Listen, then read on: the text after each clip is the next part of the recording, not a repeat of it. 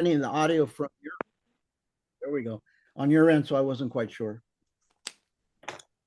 Anyway, so this is January 22nd of 2026. Welcome, fellow commissioners, members of the public, interpreters, and staff. This is the Little Hoover Commission hearing on developmental services, system implementation review. I'm Pedro Nava. I'm chair of the Little Hoover Commission. Thank you all for joining us today.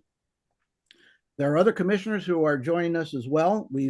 Commissioner Dion Aroner will be joining us soon. Commissioner Jana Sidley, Gil Garcetti.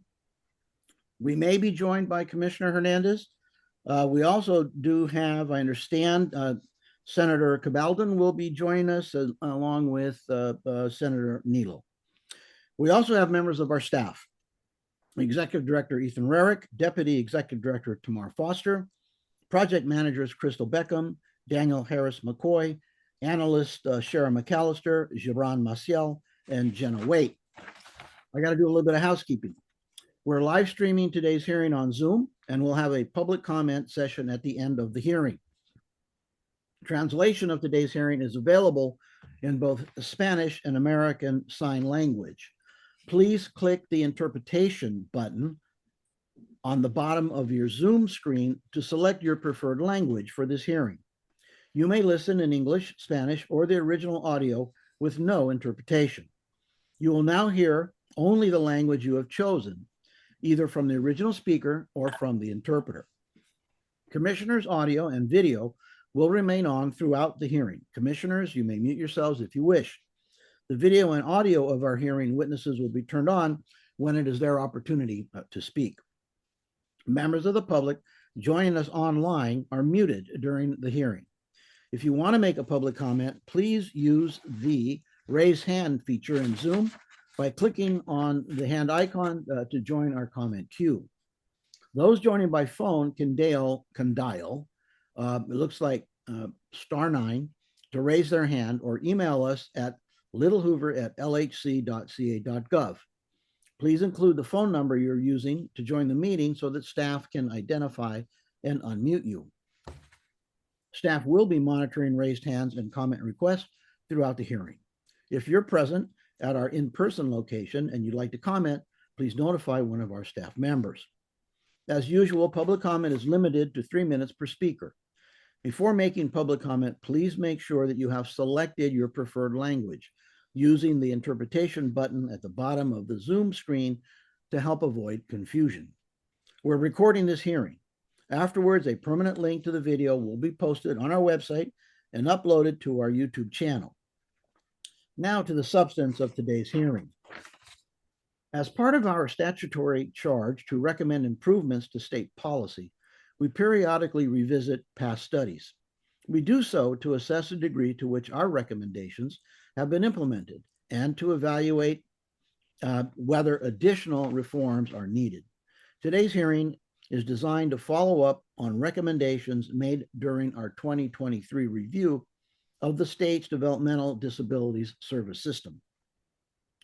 This system is designed to support children and adults with intellectual and developmental disabilities in leading independent, productive lives as members of their communities. Our initial review found that service availability varied widely across the state, and that care also varied by race and ethnicity communities. Our report urged lawmakers to address ongoing disparities in the availability and quality of services for this community and offered 7 recommendations to bring about change. Hundreds of Californians participated in our study by attending our meetings or speaking with commission and staff. We heard from consumers, from families and advocates, as well as representatives from the agencies that provide leadership to this system, the Department of Developmental Services and the Association of Regional Centers. Today, we're going to continue that conversation. Witnesses will discuss how the system has changed from administrative and policy developments to day-to-day experiences of consumers and families. I want to thank Commissioners Sidley and Aroner for their leadership on this implementation review. This hearing was organized by Jenna Waite, and Tamar Foster. And before I turn it over to Tamar to introduce our first witnesses, I want to give the caution that I usually give at this point, and that is to the witnesses. Our commissioners have read the background material. They have reviewed the original report in 2023. They've looked at the written testimony that has been submitted, and they've reviewed the staff memorandum. You can expect during your presentation to be interrupted. And I say that with all the good humor that I can muster, because it is a reflection of the commissioner's interest and investment in this topic and your anticipated testimony. So tomorrow, if you'd be so kind as to introduce our first witness. Pedro and Tamar, if I could, this is Jana. If Sure. I could just interrupt for 1 second. I apologize. My camera is not on. I know the law, but I am driving home from the state of the port. This hearing is too important for me not to call in immediately. I will be at a place where I can turn on the camera at 2:20. So I am listening, and I'm aware that the camera should be on, and my apologies. But I didn't want to miss the opening of this hearing. I just think it's far too important. So I will be on camera in 20 minutes. Thank you. Thank you, Jana. And all I can say, speaking on behalf of the commission, is drive carefully. It's very important you arrive at your destination safely so that you can continue to participate. So keep your eyes on the road and your hands on the steering wheel. I shall. Thank you. Of course. All right, thank you, Chair Nava and commissioners. Our first witnesses today are Michelle and William Del Rosario. Michelle is the parent of 3 adult children, including her youngest son, William, who we will hear from today. She is passionate about parent education and has become a trusted parent mentor and advocate within the disability community. William Del Rosario is autistic, non-speaking, and a multimodal communicator who primarily communicates through typing. He currently serves as an intern and ambassador with Disability Voices United and is a first-year community college student. Welcome, both of you. Thank you. I'm Michelle, Williams' communication partner. While he speaks, I do want to let the commission know that his mode of communication is through the iPad, and it will play continuously. If you have questions, if you could please hold them till the end, and we're happy to entertain them.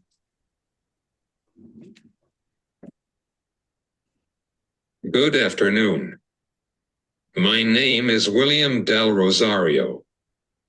I am a 25-year-old non-speaking adult learner and self-advocate with autism, living in Orange, California, and I am a person served by the Regional Center of Orange County.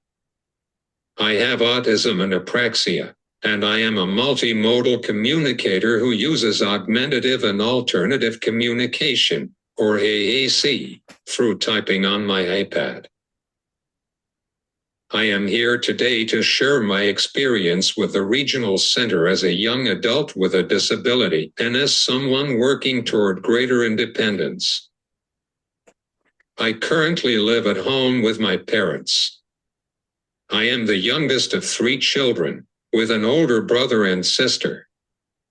While we are an American family, the Hispanic and Filipino cultures of my parents, and the adversities my grandparents faced growing up as people of color during the civil rights movement, instilled in us the values of education, hard work, and an inclusive community that embraces diversity. Although my path has looked different, my parents always made sure I had opportunities to live a full and purposeful life. By far, finding a way for me to communicate was one of the greatest challenges we faced.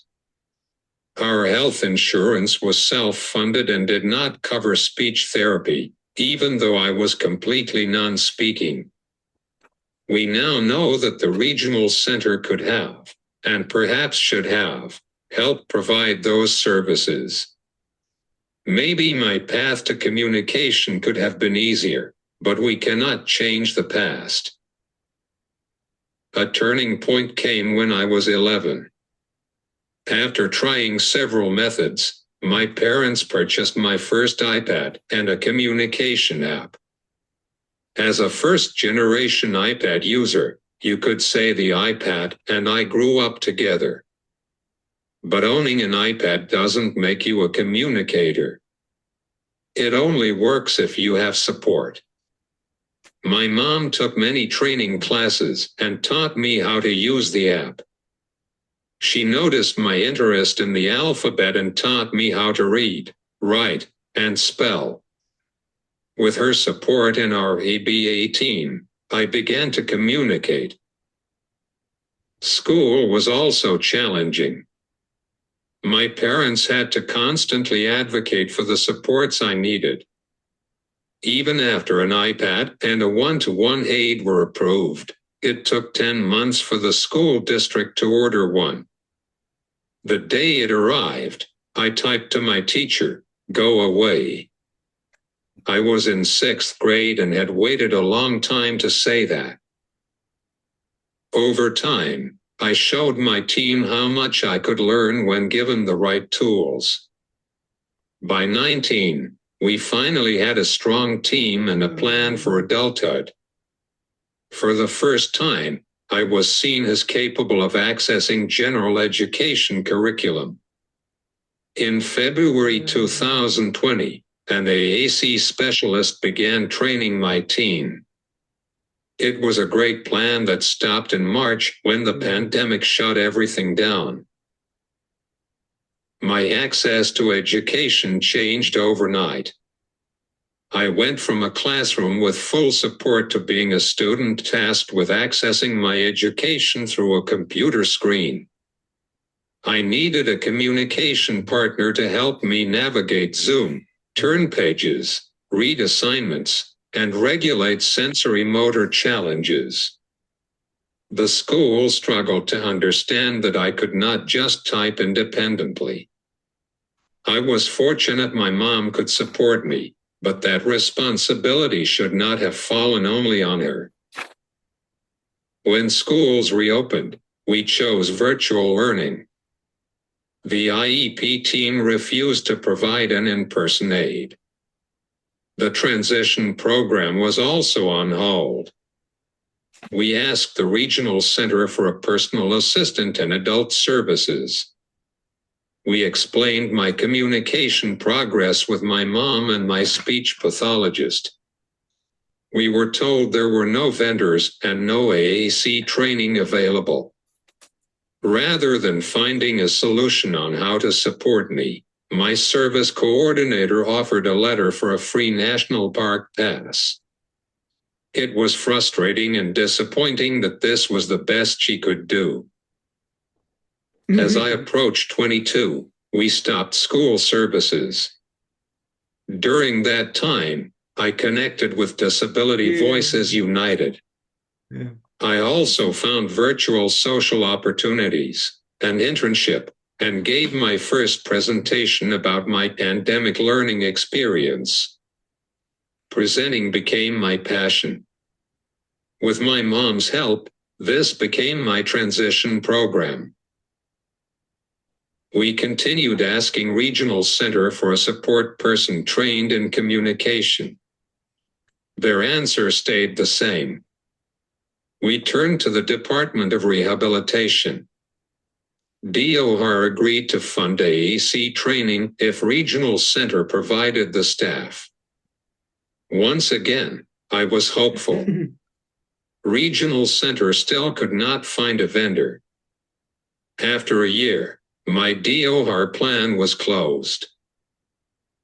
Despite these barriers, I earned my high school diploma at age 24. I enrolled in community college and completed my first class last December.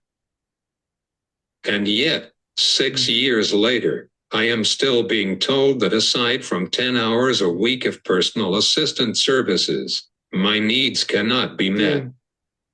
That is about 1.5 hours a day to access education, employment, and community life. I am 25, halfway through my 20s, a time when most people are building independence and reaching for their dreams. As someone who requires support in most all that I do, It is an inadequate amount of support to meet my goals. My experience reflects what happens when a person has high needs but is treated as low priority. An IPP and a person-centered plan should do more than identify unmet needs. They should lead to timely solutions. 6 years is far too long to wait for access to education, employment, and community life.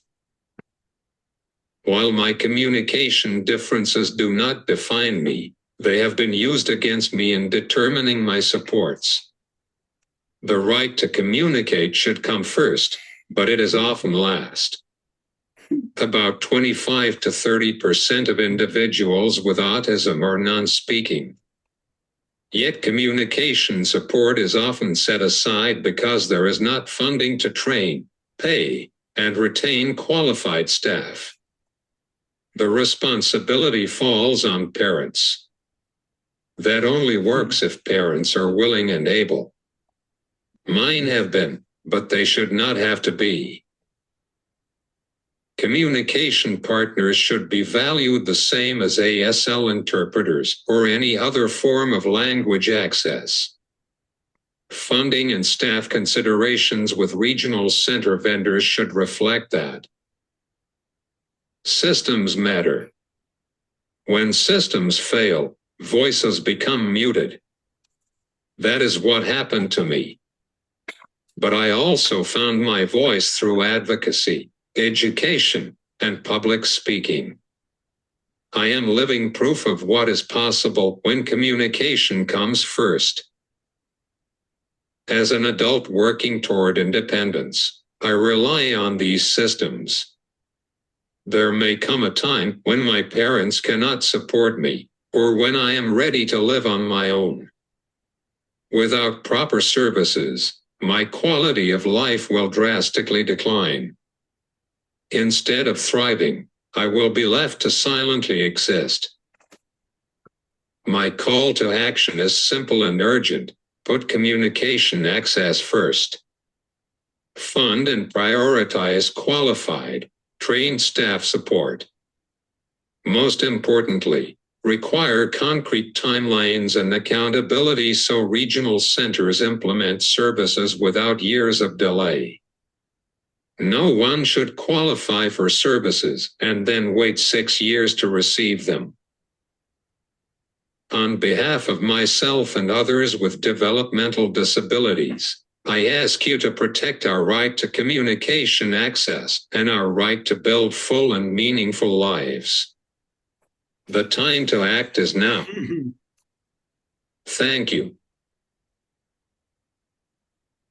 And thank you. I see that Commissioner Aroner has her hand up. You're muted, Dion.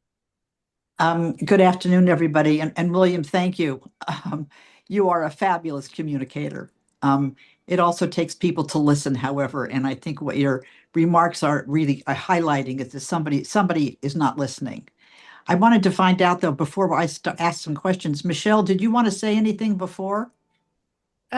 Yes, I can go now if that's okay with Sure. everybody. Okay, sure. So as you all know, I am Michelle Del Rosario. I'm William's mother.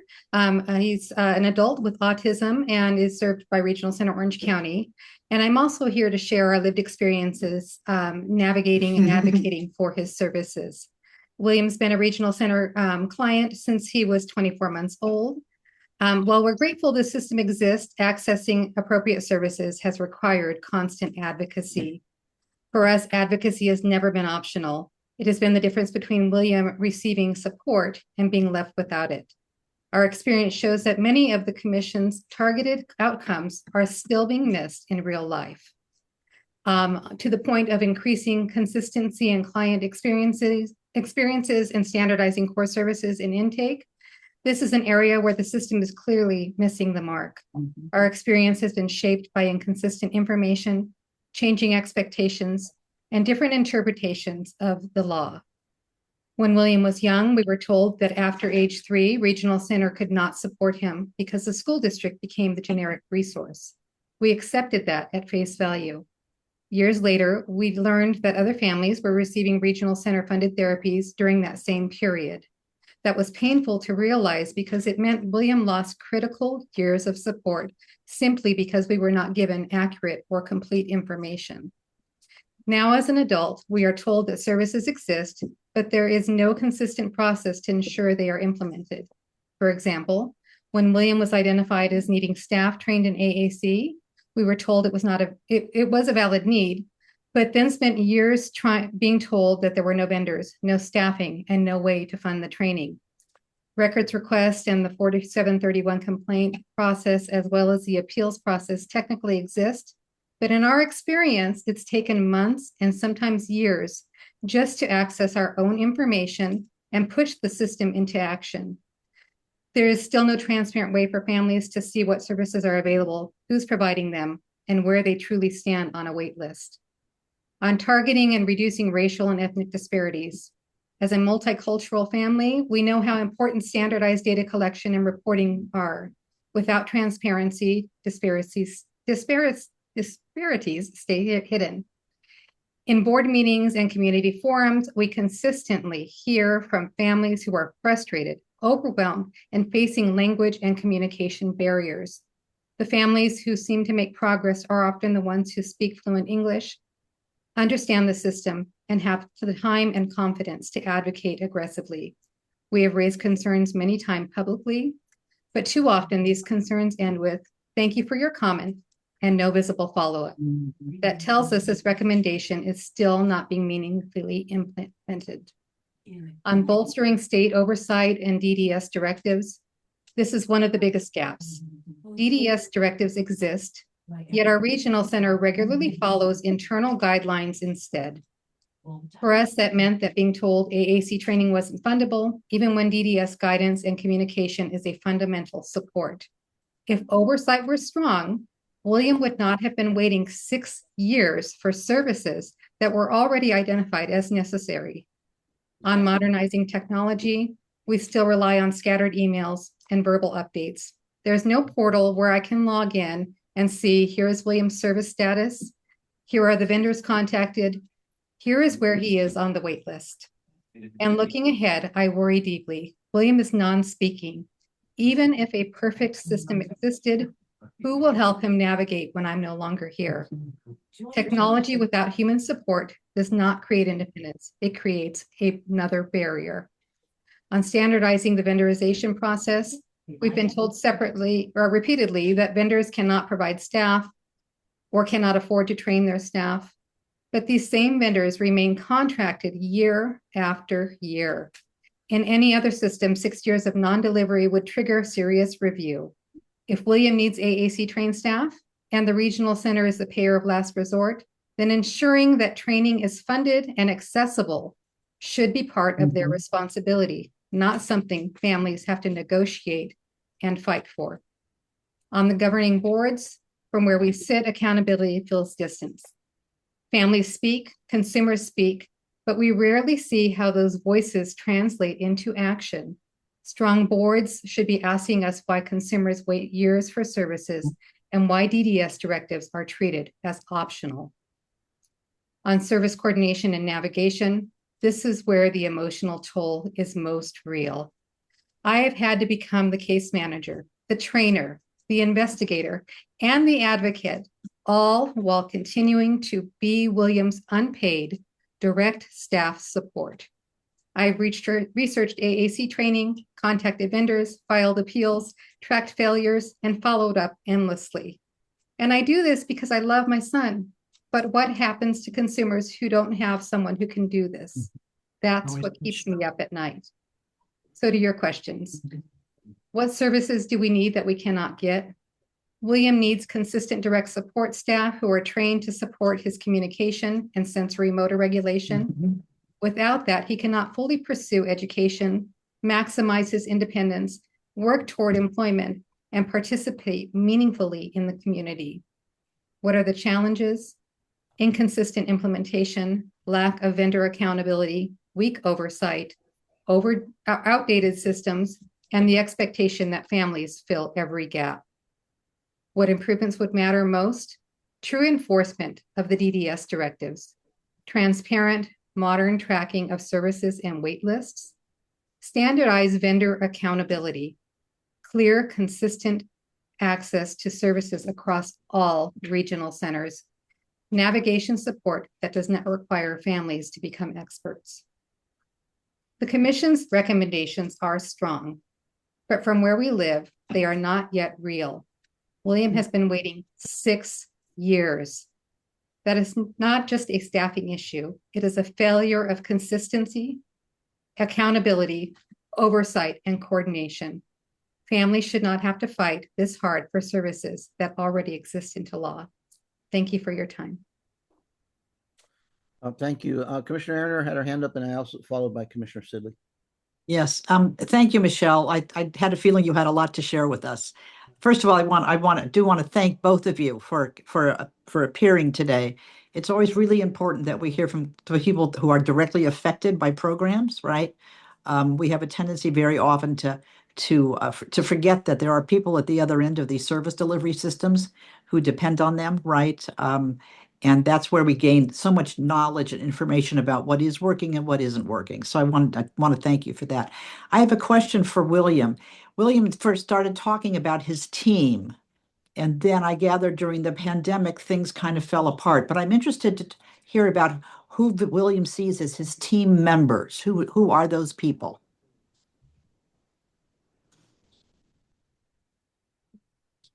One minute, he's bringing it up. Okay. Sure, don't worry. Let's relax. It'll take him a minute. You'll hear some silence, so. Okay. Sure. So after a long train flight on a strange piano, having had an unpleasant lunch in an unfriendly atmosphere, you have to be so over-prepared that you can cope with it. Stephen, here is going down to determine I will, Frank Thompson, and he was Jim.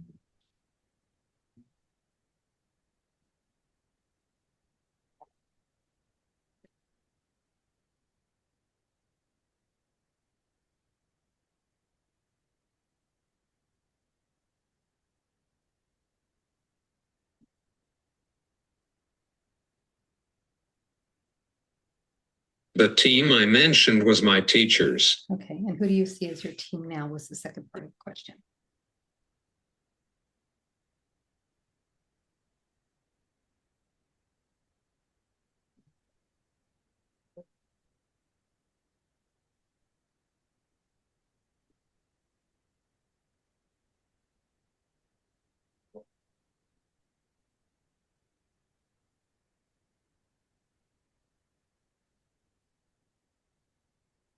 Okay, say my, you got it. Go ahead.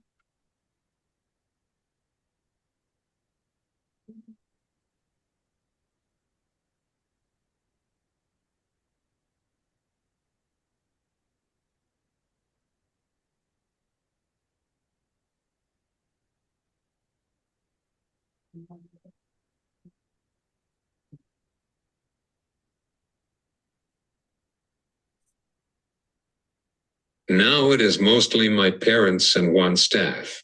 So William has one staff member right now serving him. And who pays for that staff member? Who pays for that staff member?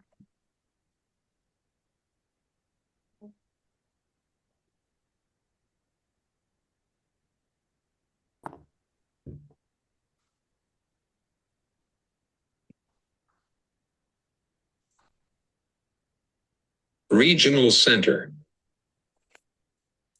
Okay. And my last question is, so you talk about this particular new interpretive service, which is not so new, right? I've listened to many people who use their computers, right, to be able to speak to all of us. It's an amazing thing. Are you aware that there are programs outside of the Orange County Regional Center District that have those services that actually could be provided?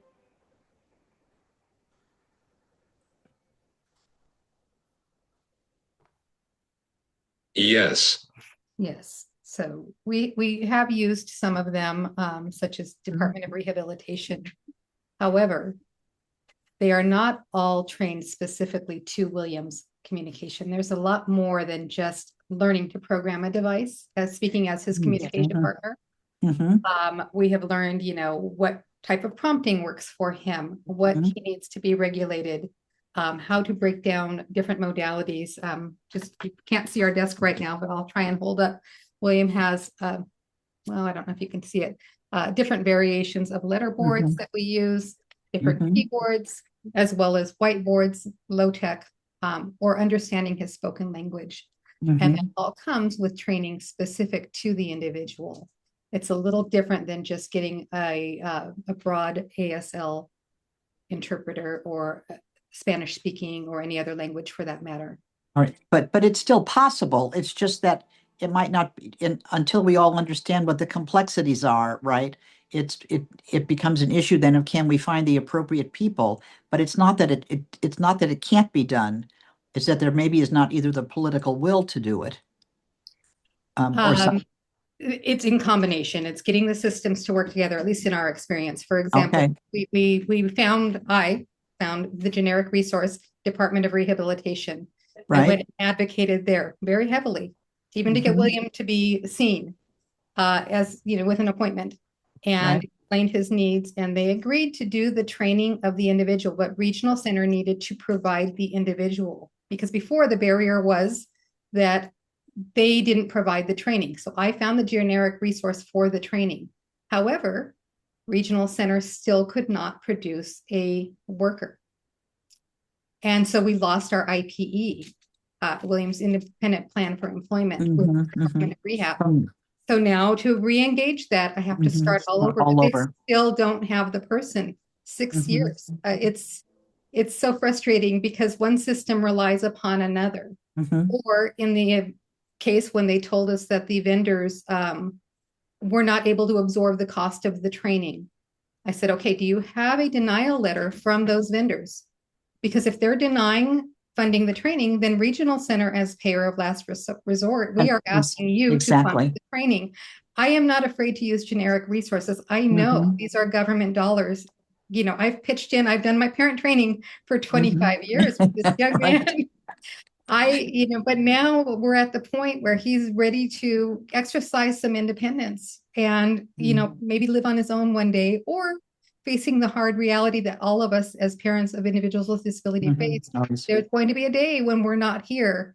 So my job during these years is to try and find and secure those resources for him.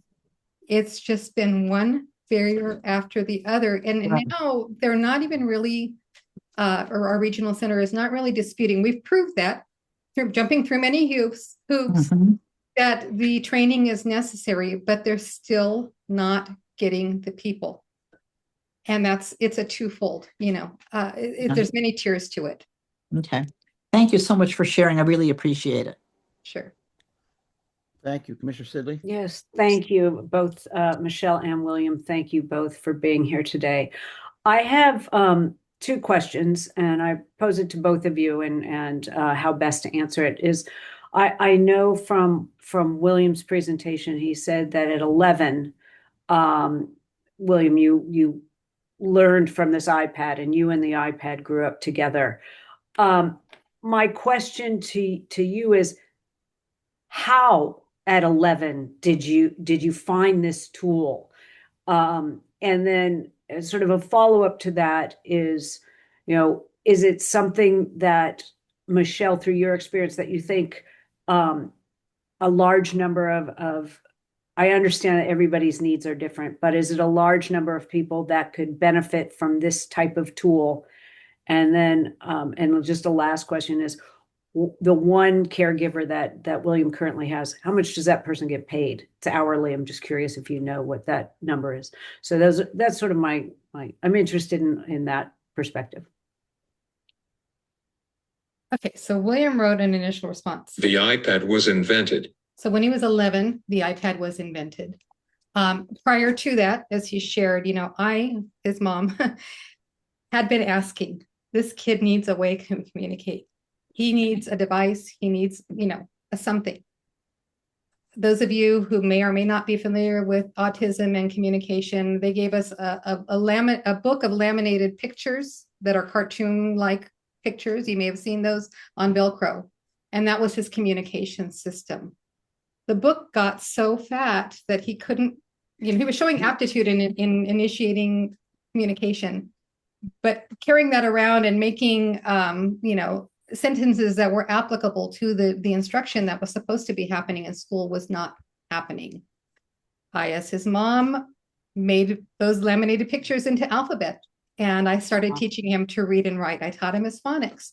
Right. With his ABA company at home, we started looking at, what could we do to teach him communication. I made materials at home with a little laminating machine from Staples of all of the things in our house, the letters. We taught him. I said, can we teach him to write? We tried teaching him to write. We did. We went to the district showing all of this proof, and they said, well, he's not doing it at school. And I said, well, does he have these materials at school? Does he have a way? Well, no, he doesn't. And I said, well, let's get an assessment and do one. They fought us tooth and nail. Devices at those times were $10,000, and the district did not want to fund them. Remember, Regional Center was not really in the picture. We didn't have that Medi-Cal waiver that is now readily, or should have been, expressed. There was just so much inconsistency in the communication. Dealing with all of that, helping my son, navigating autism, which is a challenge in of itself, was a lot. I've learned so much through the years. But yes, the tool, the iPad, the invention of that was life-changing. We invested our own money and bought him an affordable version of AAC. And then I took all of the training classes trying to apply. So I would go to the training classes, I'd come back and kind of show our ABA team, and between all of us, because that's all we had, no speech therapy, because it was, we had a self-funded plan, and that was denied also, which Regional Center knew about, by the way, but they never offered, we can, as Para Last Resort, offer speech therapy. They put it on the school, who was also denying us. So it was, a perfect storm. But regardless, this young man has persevered, and we did find that way. So things are easier. He was the first person in our school district to receive an iPad. And some of the bylaws in our board changed to make it faster, so that it wasn't 10 months. Apple products are standardized. We shouldn't have to require RFPs and so forth.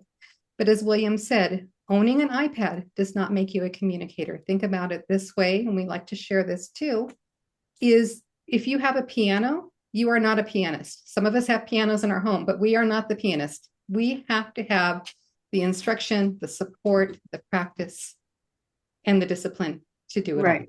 So think about it that way. I know it's so tempting, because we can all go into an Apple store and buy an Apple product, and we can use it and navigate it. It's a lot different with a person with a disability. So it's not just the tool, it's the methodology and support that really enable the access. Wow. Well, I'm thrilled for you both that William is such a strong communicator, because that is just wonderful. So thank you. And then just the last question is just, what's his current person getting paid? Hold on, William just wanted to type. Oh, okay. Sorry. Super. Thank you. Thank you. So thank you. Yeah, so that has been a struggle in order to get this person paid. We have the new rate reform, but by the time it's a fully burdened rate, by the time the vendor takes out their overhead, most caregivers and support people get around $20 an hour.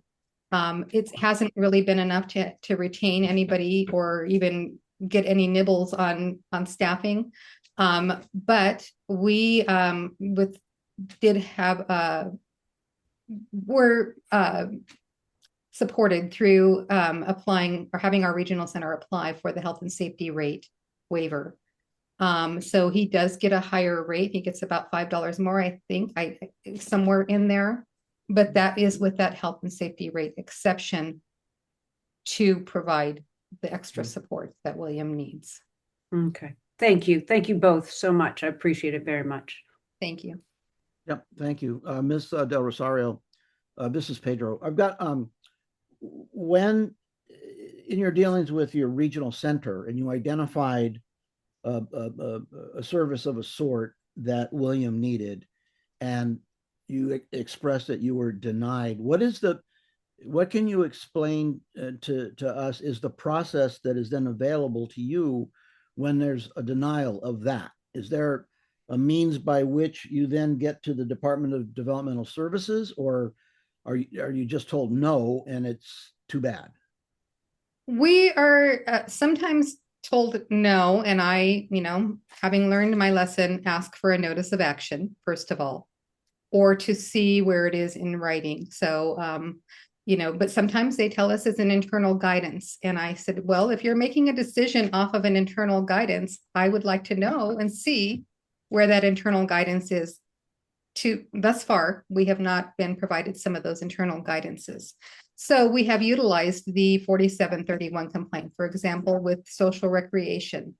Our regional center, Orange County, when it got reinstated a few years back, had families exchange their respite services for social rec.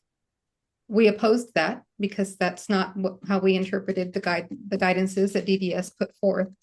But regional center said, well, we're just waiting for DDS to tell us, and then we'll do it. So I said, well, have you reached out to them? And I have no problem advocating, as I said to my son. So I have gone through that 4731 complaint, appealing it when they came back and said everything was okay. Not too much amounted from it on that one. Our past 4731 complaints, the regional center, Orange County, is allowed to write their own corrective action plan, which again, we don't see. And it's not necessarily relevant to William. It came back as training about what? I'm not really sure. We also have filed an appeal in the past, and through informal resolution came up with an agreement of what would be done for William. They haven't implemented it. So again, we're back with DDS asking them for oversight and accountability. Now, I will say we do have somebody at DDS that has been diligently following up with me every week with at least a status so that I know what is going on, but we haven't achieved getting William's services staffed yet. And she's been with us for almost a year, and that agreement is 2 years old. And now 2 years, 2 months. So how did you become aware of the 4731 complaint process and the right to appeal? How did you learn of it? We've learned of it mostly, I believe, through the 4731, through different trainings from various organizations. We attend Disability Rights of California, Disability Voices United, the different advocacy groups out there, the trainings that they do. I think DDS has even put some on themselves. So we've learned about it. Unfortunately, I don't think it's as effective as it could be. We in the school system, when the district didn't implement our IEP, if it was a service that was agreed upon, you file a compliance complaint with the state, and then they're given a timeline with which to implement because it was an agreed upon service. Mm-hmm. I don't necessarily see that same effect with the 4731 complaint. Mm-hmm. Well, but it seems to me that part of what you're saying is that but for the support of external advocacy groups that provided you with the information, it might have taken you longer to understand the mechanism by which you could raise a complaint for a failure to provide. Absolutely. I do agree with that. With the notice of action, there's always your parent rights, but it is, in all honesty, from a layman's point of view, a bunch of legal mumbo jumbo that I have to filter through and look up. And I don't know that William would be able to do that on his own. I'm college educated and have a difficult time reading through a lot of that myself. Well, that was what I wanted to, the next level of my questions for you is, what is your level of education in your profession? I have a Bachelor of Arts degree, and I work part-time. I've had to cut my hours quite a bit since the pandemic, but I work part-time for the Autism Community in Action. I support parents with understanding and navigating systems, but more at the national level than so much the California level. So, well, I think what I take away from this, and I think the other commissioners having heard this, is you've got a certain level of sophistication that is not uniform. that is not common, that you've got, particularly with lower income level families, are not going to have a bachelor's degree, are not going to be engaged in employment and participation with advocacy groups. And in all likelihood, if they're low income, you could very well have, each parent working 2 jobs and trying to navigate what you have described as a particularly cumbersome system that doesn't really work towards the resolution that normal people think you ought to be able to obtain. That's kind of what I'm getting. I absolutely agree. And we hear that often. I am not a fluent Spanish speaker, but I do understand fluently. And I understand enough that I hear the commentary in a lot of the public forums. And I hear, more importantly, the love for the children in their voice, but the pain that they're also experiencing, and not knowing, whether so much is digital now and the technology part is great, but do they even have a computer? Would they even know how to navigate and learn about programming an iPad and whatnot? Maybe not. Right.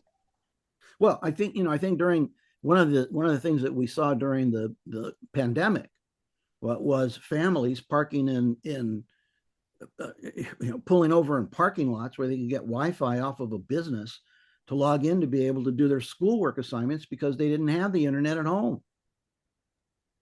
Absolutely. And in William's case, the kid who needed technology the most, his school did not send his technology home. We had to fight and file that complaint to get them to provide him technology that became readily available to the rest of the world. It was miraculous to me to see that after fighting that fight we fought for his iPad, in a matter of 3 weeks, they had every student in most districts, or most every student in districts, up and running with technology. But a special education student, it's a fight.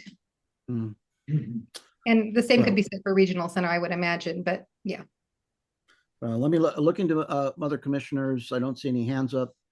I think we want to express our gratitude to you for taking the time to help us understand what it is like for a family that is confronted with the challenges that you've been confronted with, and the way that you and William have just performed admirably in your efforts to get him to realize his full potential.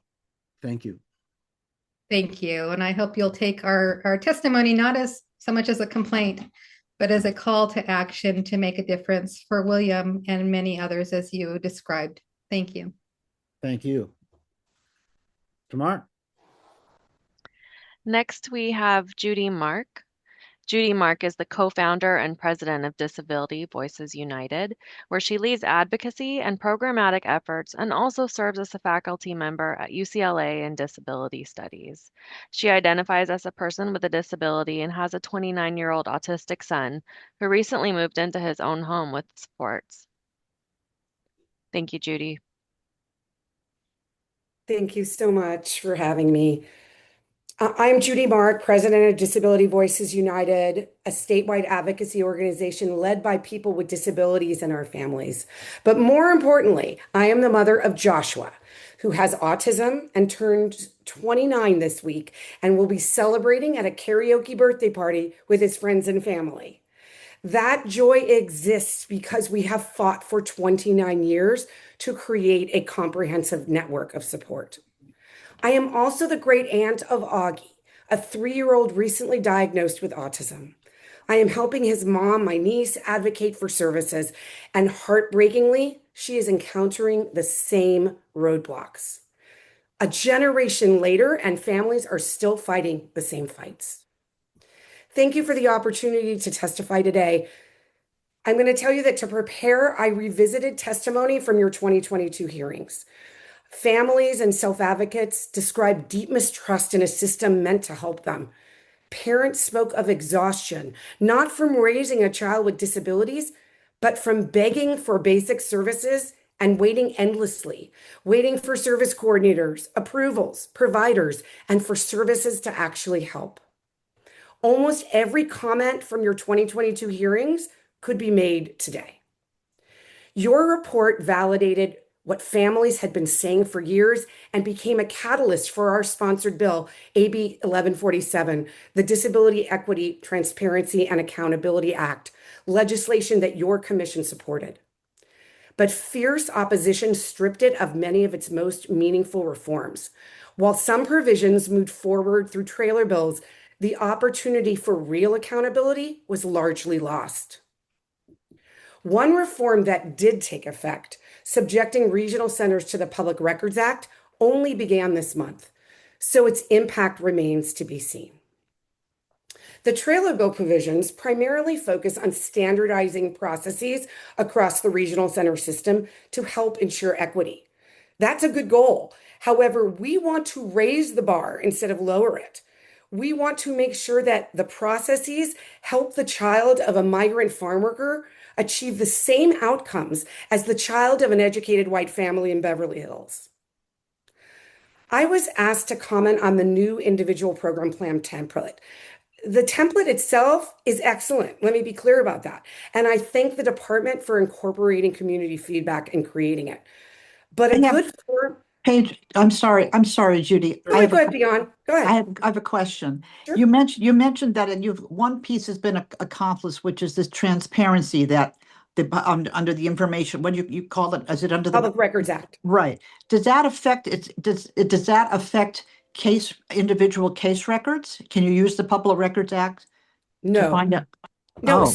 Yeah, so it's the same rules as every other department, every other government agency that is subject to the Public Records Act. It's covered still with confidentiality, even though you would be asking for your own family's information.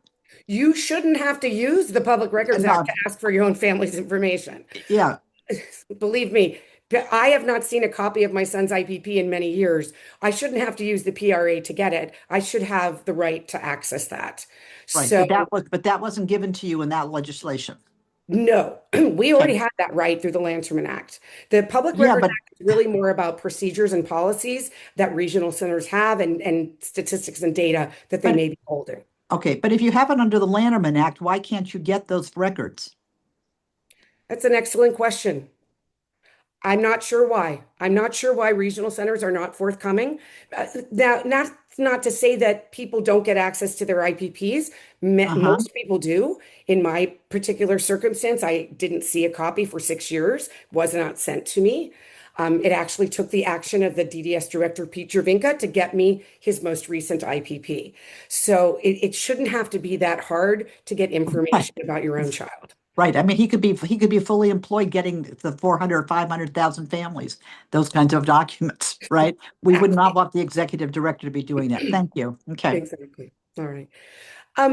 So back to the IPP template. A good form does not equal good planning. Implementation of this new IPP template has been very inconsistent. Training for the service coordinators varies widely, and families receive no training at all. What good is a person-centered planning document if authentic person-centered planning is actually not happening? Families continue to report intimidating, rushed meetings, disconnected from real needs. Another promising reform weakened by lack of follow-through and accountability. The same is true for generic resources. DDS was required through this trailer bill language to define generic services, identify barriers, and explain how regional centers assist individuals. And they were to do all of that by July 1st, 2025. That deadline was not met. Families remain confused, misinformation persists, and parents are often blamed when services are denied. All of this erodes trust. And when people don't trust the process, they won't trust the outcome. That trust was further damaged when a front page LA Times story showed that nearly $1 billion went unspent by regional centers. Being denied services while billions sit unused destroys credibility. This led to the Master Plan on Developmental Services. I was a member of the stakeholder committee, and we were told to reimagine the system with equity as our guiding light. Ultimately, though, bold ideas were rejected. A major goal was to break down the silos between the departments serving people with IDD. It failed when other departments, they never showed up and they never meaningfully participated. Another opportunity lost. So for many, the system isn't working and they are looking for something that does. And that brings me to the self-determination program. The program works because it gives people control and reduces inequities. Authored by former Commissioner Senator Bill Emerson, the self-determination law has been life-changing, especially for my son Joshua. 2 years ago, my son moved into his own home with 24/7 supports, possibly only because self-determination allows flexibility, livable wages, and services designed around what he wants. The SDP succeeds where the traditional system has failed for decades. And yet, instead of expanding the success of the self-determination program, the system is actually resisting it. Change threatens institutions built around the status quo. Giving control to disabled people threatens those who have historically held power over them. We must focus on what works, especially as we face deep federal cuts to Medicaid that will impact the disability community from every direction. So I'll close with this. Stop losing opportunities for progress. Strengthen oversight and accountability. Stop forcing people to jump through needless hoops. Streamline bureaucracy so service coordinators can actually serve. Equity will not be achieved through templates, guidance, or good intentions alone. It requires oversight with consequences and leadership willing to listen to those most affected. As Medicaid is cut, the cost of inaction will grow, and every delay and denial will be felt most by the people with the least power. So the best way to be cost effective is simple. Do it right the first time. If resources shrink, let people choose what matters most to them. Don't make the decisions for them. So on behalf of my son Joshua and my great nephew Augie, I thank you for the opportunity to testify and I welcome any questions. Commissioner Sidley, followed by Senator Nilo. Thank you. Thank you for your testimony. I just have a question. When you do get a denial, is it generally that the rhetoric is, well, there's just no money for that? Or is it sort of written up in some other manner? So it really depends on the service coordinator and the regional center. The denials, it's actually really clear in the Lanterman Act what should be contained in a denial letter. It's called a notice of action, but sometimes they don't follow the law. I have seen, in fact, a friend of mine, a person of color whose son had been denied really basic level of services, and she forwarded me his notice of action. And it said in the notice of action, we are denying this service because of code 5247.5 CG whatever in the Lanterman Act, and they attached the entire Lanterman Act 500 pages to the email. So of course an average person cannot read law. I had to go back and look at what section, and when I actually did look, they were wrong. They were actually misinterpreting law. And most people don't have me as their friend to look at that, or have me as their great aunt or their mom. So, people are being denied without any explanation. But as far as like the impending Medicaid cuts, they haven't happened yet. So no one should be getting denied because of Medicaid cuts. And yet we hear it is happening. We have heard stories very recently that they've been told by the regional centers, listen, we're going to get cut. And so therefore we can't afford to give you these services. And there is actually, I know that the department is very concerned when they hear those stories and are trying to follow up to make sure that that doesn't happen. But we know it is happening. Okay, thank you. Senator Nilo. Yes, I carried a bill in 2024 to have the governor appoint a deputy director in charge of the self-determination bill. Your organization testified on behalf of it. The governor vetoed the bill, and he said that the DDS currently has a career executive assignment position leading the self-determination program. In other words, he was basically saying, we'll be able to handle it with existing personnel. At the time, I figured, well, I'll let it go for a while and we'll follow up and ask how that's going. So let me ask you, it's been just a year, but has there been a change? Well, first of all, Senator Nilo, thank you so much for your leadership on that bill. It was a fantastic bill, and was very upset that it was passed unanimously throughout the legislature and then was vetoed by the governor. Um, the person who is in charge, the career person who's in charge of the self-determination program, is not a high-ranking individual within the department. And that was what you were going for with your bill. While I'm sure the director meets with this individual on a regular basis, they do not report to the director. They are much lower down in the organizational chart. The self-determination program is that sort of beacon of hope for the future of the system. And it needs to have the highest of priorities within the department. And so I would really hope that in the future we can get to a point where it's a very high-ranking official within the department who is in charge of ensuring the implementation is going well.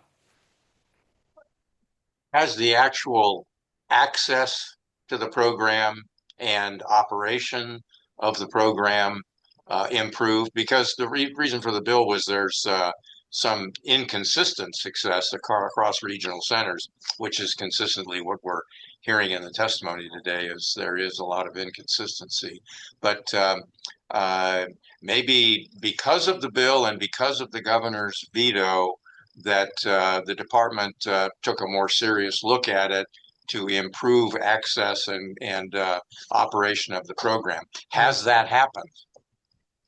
Not yet. There was actually some significant changes in trailer bill language in 2025, some of which will hopefully over time improve consistency. DDS is not required to implement those provisions until 2027. But there are other provisions that they are starting to implement, which I believe are actually increasing barriers to participation as opposed to lowering them. They have put in place sort of a bit of confusing rules around how people can access their budget and their spending plan to be able to buy the services and supports that they want and need. And it is the rollout of these rules have been very inconsistent. Regional centers all the time make up their own rules around the self-determination program. And it requires significantly more oversight on DDS's part to ensure that regional centers are actually following the guidelines and the directives that they've issued. The thing about the barriers that exist in the self-determination program, despite all of them, people are still dying to get in. People are desperate to get in. Sometimes it's taking them years to get in, but they are dying to get in because what we see is it is so life-changing for individuals. People who were languishing in the traditional system are now thriving in self-determination. And it has been such a gift. There's about 8,200 people in the program out of the 500,000 people in the system. So it's still a very niche and small program. You should know that most people in the system have never even heard of the self-determination program, which I believe is a significant problem. We had a bill that was a different self-determination bill that was also vetoed by the governor. And it specifically required regional centers to explain what the self-determination program is to every single individual and their family member, and to actually record what their response was, to provide them information, and to explain why they are saying they don't want to be in the self-determination program. And the governor vetoed that as well. So, as I said in my testimony, the self-determination program is the opposite of the status quo. It is throwing up in the air everything that has existed for the 55 years that the system has been around. And the groups from the service providers to the regional centers to many people who work in the department, they like the box. They don't want to think outside the box. They like the status quo. And so the self-determination program is very threatening to them and the power that they've had over us for decades. And so, we knew it was going to be hard when we got the law passed, when Bill Emerson and we got the law passed many years ago. We never thought it was going to be this hard. Thank you. Let me go to Commissioner Garcetti, Thank you. followed by Aaroner. Ms. Mark, thank you very much. You're an impressive witness who's obviously has so much knowledge about this and are able to communicate it very effectively. So thank you for that. My question is about the vetoes. Who is addressing the governor? Who is persuading the governor to veto this? Is it industry? Is it his staff people? Who is talking to him about it? Did anyone contact you about the bill when it was in the governor's hands for signature? Oh, Mr. Garcetti, I wish I could give you a real answer here. But all of that stuff is pretty much behind closed doors. We did, before the vetoes happened for both Senator Neal's bill and the other self-determination bill, we were not contacted by the governor's office to discuss it. So, I'm not sure what led to their reasoning. I do believe, and you should be asking this question of the department, because in these kind of smaller bills that are not like, famous and they're not going to appear in the Los Angeles Times, the governor doesn't have time to sit and determine what his position is on those bills, and rightly goes to the departments that actually work in that area to get their view. So that is a good question for the department and why they would oppose it. The one thing that I can say is that in the veto message for our other self-determination bill, the governor wrote that these issues around the self-determination program should be addressed in the master plan on developmental services. And so I sat on the master plan stakeholder committee, and we literally took our entire bill. It was a Senator Menjivar bill, and we literally took it and we placed it into the master plan word for word to say, well, the governor wanted us to do this, so we'll do this. The problem is that the master plan is now being considered by the department as the community's master plan and not theirs. It is not theirs to implement. And so because of that, these reforms are not happening. And the governor can just get away with a veto message that doesn't actually ever become a reality. Thank you. Before I go to Commissioner Aaroner, let me ask you, with respect to the staff person that you said was assigned to the self-determination programs, do you know, is that the only responsibility that person has, or does he or she have more? So there is a unit or a department, I don't know what they call it at DDS. Division. There is A division. Thank you so much, Deanne. Yeah, there's a division within the department that focuses on the self-determination program. I believe they have about 8 staff, but you can ask the director if I'm right or wrong on that. But there are 8 folks, and they are primarily focused on the self-determination program. I do believe that they have other responsibilities as well around other kinds of self-directed services that exist within the system. But primarily they work on the self-determination program. Okay, thank you. Commissioner Aaroner. Yeah, to follow up on that question before I get to the other one, Judy, does the State Department of Developmental Services have to approve everybody that enters into the self-determination program, or are those decisions made locally by the regional centers? Well, there is no approval to get into the self-determination program. A person expresses an interest in going into it, their family member expresses the interest, and they should then have the right. But here's what happens, Dion. It's that particularly people of color or self-advocate adults who do not have family support, they express to their service coordinator, I want to be in the STP. And we hear these stories every single day. The service coordinator saying, oh, it's not for you. Oh, it's too hard. It's too complicated. I don't think you can handle it. Ah, And so they get discouraged from going into it. And so they don't go into it unless they find groups like mine mhm, or there's other amazing groups out there who right. provide this kind of support. So, but if Mhm, they're not lucky to find one of us, they end up not going into it and they're dissuaded by their service coordinator. I okay. have in that bill that was vetoed, it was a great bill, by the way. It specifically said that that service coordinators were not allowed to dissuade people from going into the self-determination program. Okay. But that bill was vetoed. And I think that requires a huge amount of oversight by DDS Mhm, to put out a directive and say, you should be telling yeah. everybody about this option, and you Mhm, should not be saying anything negative about it. right. Because it's usually people of color that suffer. You should know there are tremendous disparities Right. in enrollment in the program. Mhm, There are mhm, way more mhm. whites in the program than there Of are course. Latinos, even though Latinos are the majority of the system.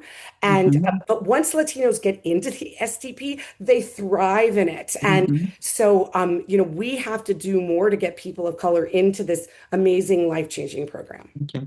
And then following up on Commissioner Garcetti's question to you about what happened, why the veto and whatever, okay? As the bill moved through the legislature, as both of these bills moved through the legislature that the governor vetoed, was there registered opposition? There was no registered opposition to the Menjivar bill.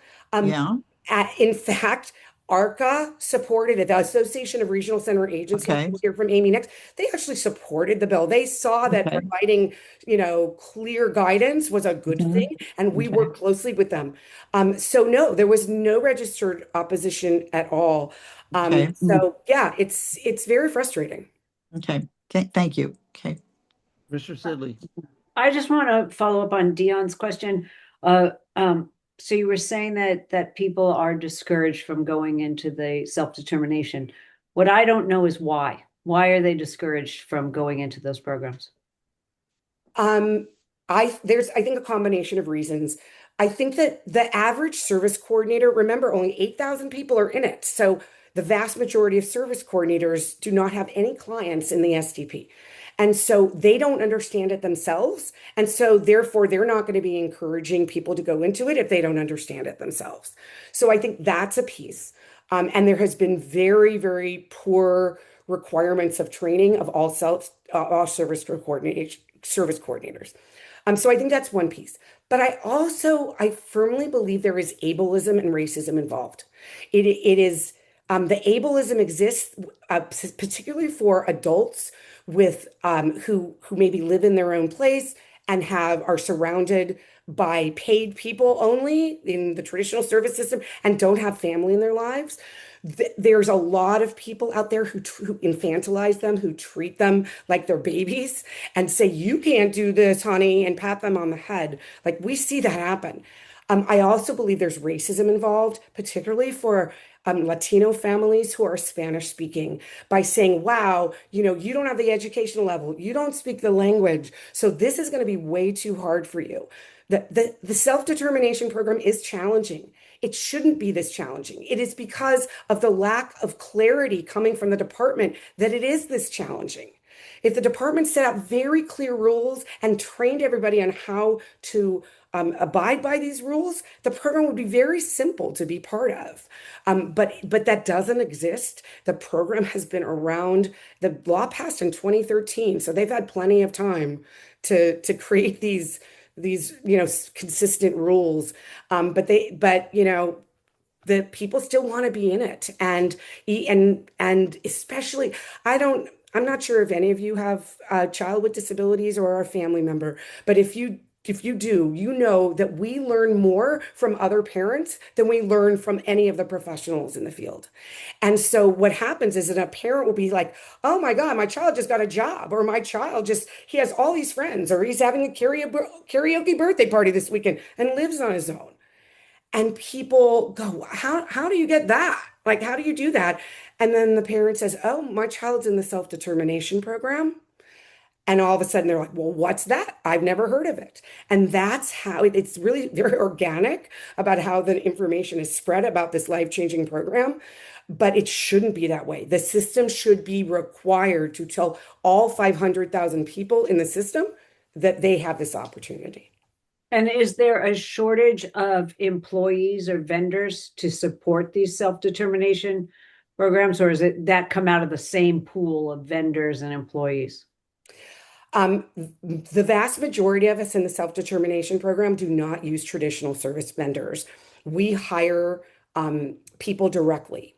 And I can tell you that the wages that my son can pay to his 6 staff are significantly higher, livable wages. That than in the traditional service system. And the reason is because my son is directly hiring these people. So all of the administrative fees that service providers take, they have copy machines, they pay rent, they have supervisors, and then oftentimes they have an owner who is taking a cut of everything. Like none of that stuff exists in the self-determination program. We're hiring people directly. And so we're able to pay them sometimes $10 or $15 an hour more than they're making in the traditional system. So I would think from a workers' rights perspective, the self-determination program is an amazing program for workers as well. And my son's an employer. He employs 6 people and they all get health insurance, by the way. Pretty dang good health insurance. And we all do this within the same budget as what he would be getting if he were in the traditional system and having a supported living agency providing this. Wow. Okay. Thank you so much. Yeah, Thank you. it's sort of like what you're explaining is I characterize as the speed dial problem. So that if you're let's say you're a contractor and you build homes, and it comes time for you to build your homes, you're going to the same people that you always used before, same roofer, same electrician, same plumber, because you have a relationship with that person. And whatever has happened over time, you've developed these kinds of connections. And it just strikes me, and and maybe we'll hear something different, but it just strikes me that people in bureaucracies don't like to let go of their power to make the decisions about how they impact the clients' lives. And so in order to turn all of this power over to an individual, in order so that they can build a life for themselves, they have to be willing to give up the power that they hold, which means that there's less for them to do. And if you have less to do, it makes it harder for you to justify your position. And if that happens enough, then there's even more of less to do. I think you know what I'm saying because you're smiling at it. I could not have said it better myself. Beautifully said. Well, let me go ahead, please. It is when my son was little and we had no clue what we were doing, we would get these PhDs and these MSWs, and they would tell us what we should be doing with our son. And at a certain point, I started realizing that some of them were not right. Like my gut was telling me that I know my son better than they do. And so at a certain point, I tell parents, maybe these other people have a PhD, but you also have a PhD on your own child, or you have a PhD on yourself, and you know yourself the best. You know what works. I can tell you that when my son was young, the regional center wasted hundreds of thousands of dollars on him on services that never worked and we never wanted. But they were the only services we were offered, so we took them. And it was such a waste of time. Now we have a budget and we look at how every single dollar is spent. We have the responsibility to say, wow, like you're doing this program and you don't really like it, so we're going to get rid of that program and we're going to do something better that you enjoy. That doesn't happen in the traditional system because you're forced in to certain types of things. Generally, a lot of them are very segregated and very group oriented.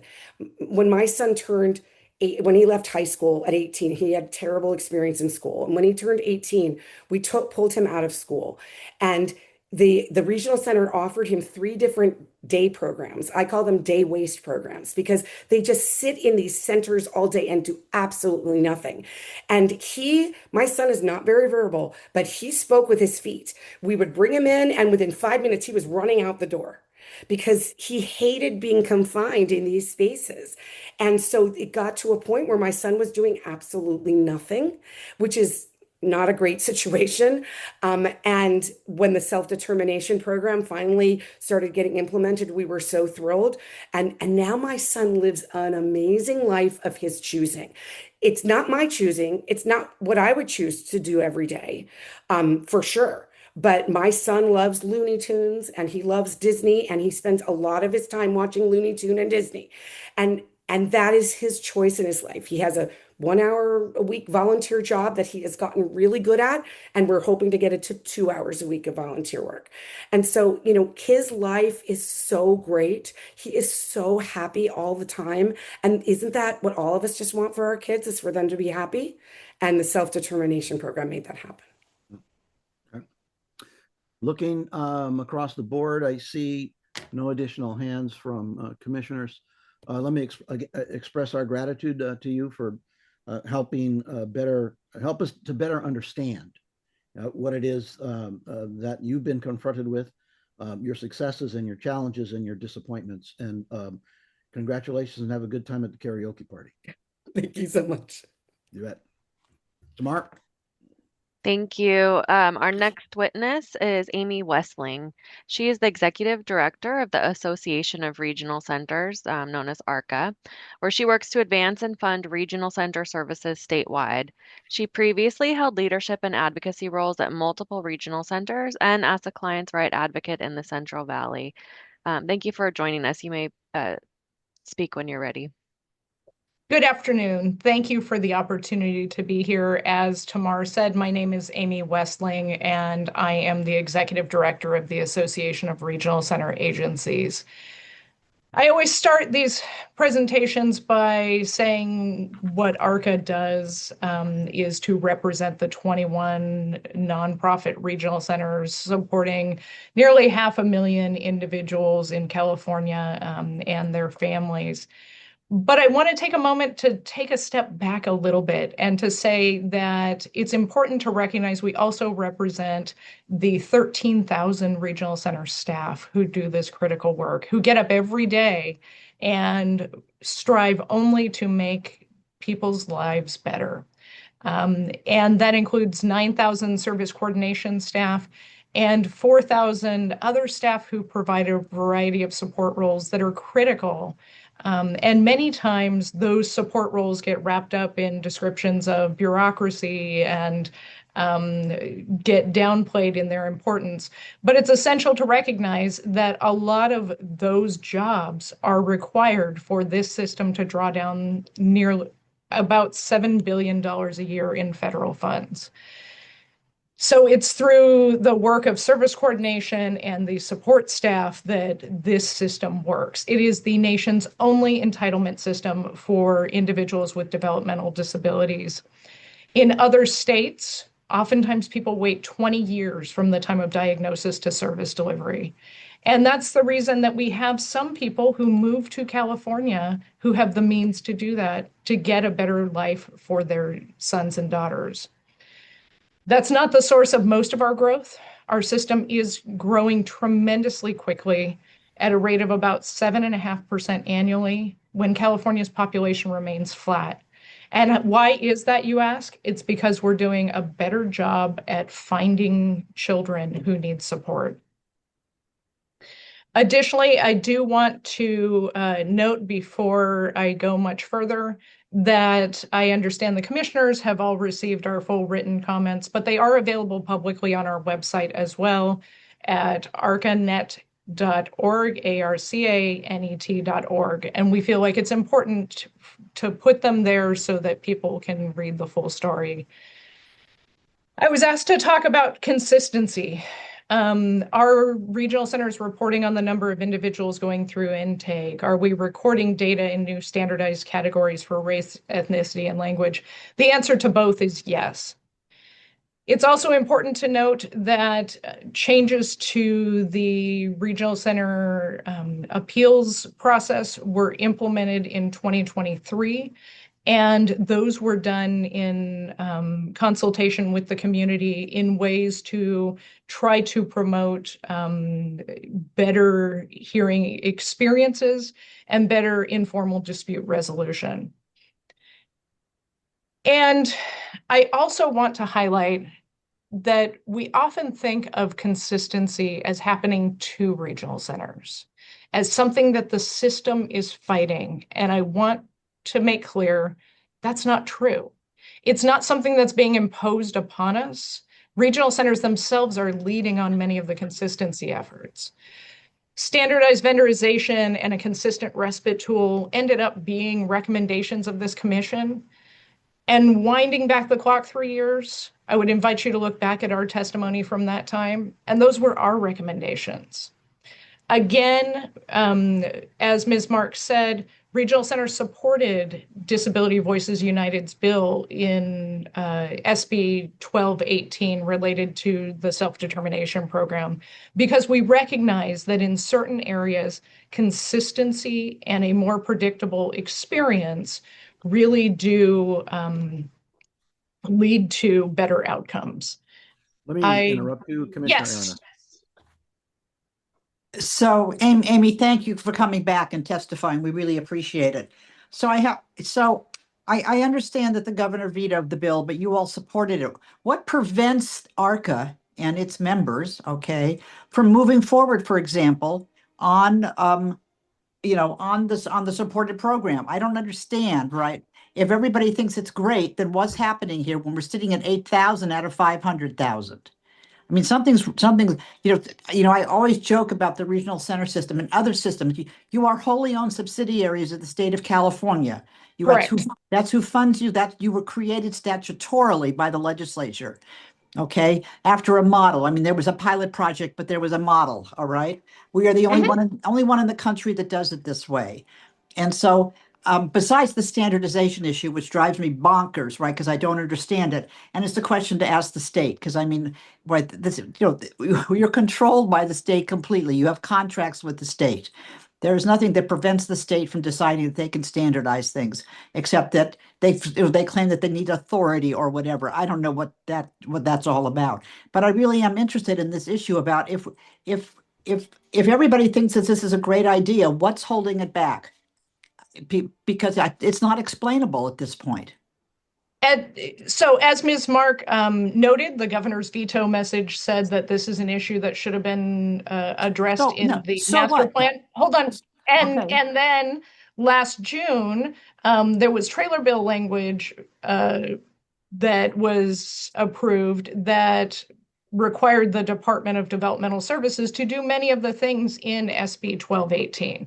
So that's really where we are. The department is rolling out many of the consistency measures, and they are rightfully in the driver's seat on those things. But that's not the answer I'm looking for, and that's not a nice way to start the question. I appreciate that. Okay, what I'm trying to figure out is, let's just take a regional center. I'm not going to name any, okay, but regional center A, okay, is doing something right, and it seems to be interested in moving this program forward.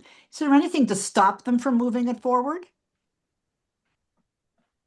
The bounds of statute at times. I would point out that that a big part of what ARCA does is convene groups of people across regional centers who have similar jobs, similar missions within their respective centers, who share best practices. And at times, I will acknowledge that there are differences in terms of statutory interpretation and the way that regional centers believe that certain things need to be done. That hasn't stopped us from implementing lots of consistency measures on other things, independent of statute or guidance from the department. But on self-determination in particular, we really are looking to the work that the department is doing in collaboration with the community, stakeholders, and regional centers to land on that sweet spot. But it's quite obvious if we could continue waiting, right? Because on some of the staff preparation that we had before, that we've been reading of, lots of things have been put off, right? It's another year for this and another year for that. And so I'm just interested in, if a regional center wants to go forward on self-determination, is there anything that actually prevents them from doing that? They are all implementing self-determination. Yeah, but we're only at 8,000 people. But I would also point to the department, since the enactment of the trailer bill language, has released a couple of directives that are going to drive consistency in this area. One related to reporting on budget increases, and one related to a different way to set individual budgets, which is quite honestly one of the primary delays in people joining the program. But you heard, I don't know if you heard Judy's remarks about that. She specifically brought that up and said it's interesting because when you look at those new regs, right, she thinks it makes it more difficult actually for family members to be able to understand how to put together the budget. That is certainly not, I heard that. I respect that that's her opinion. That is not consistent with my understanding, because it is a much clearer mathematical formula than has been used historically. And that is helpful for the sake of clarity. Okay, thank you. Commissioner Byer has his hand up.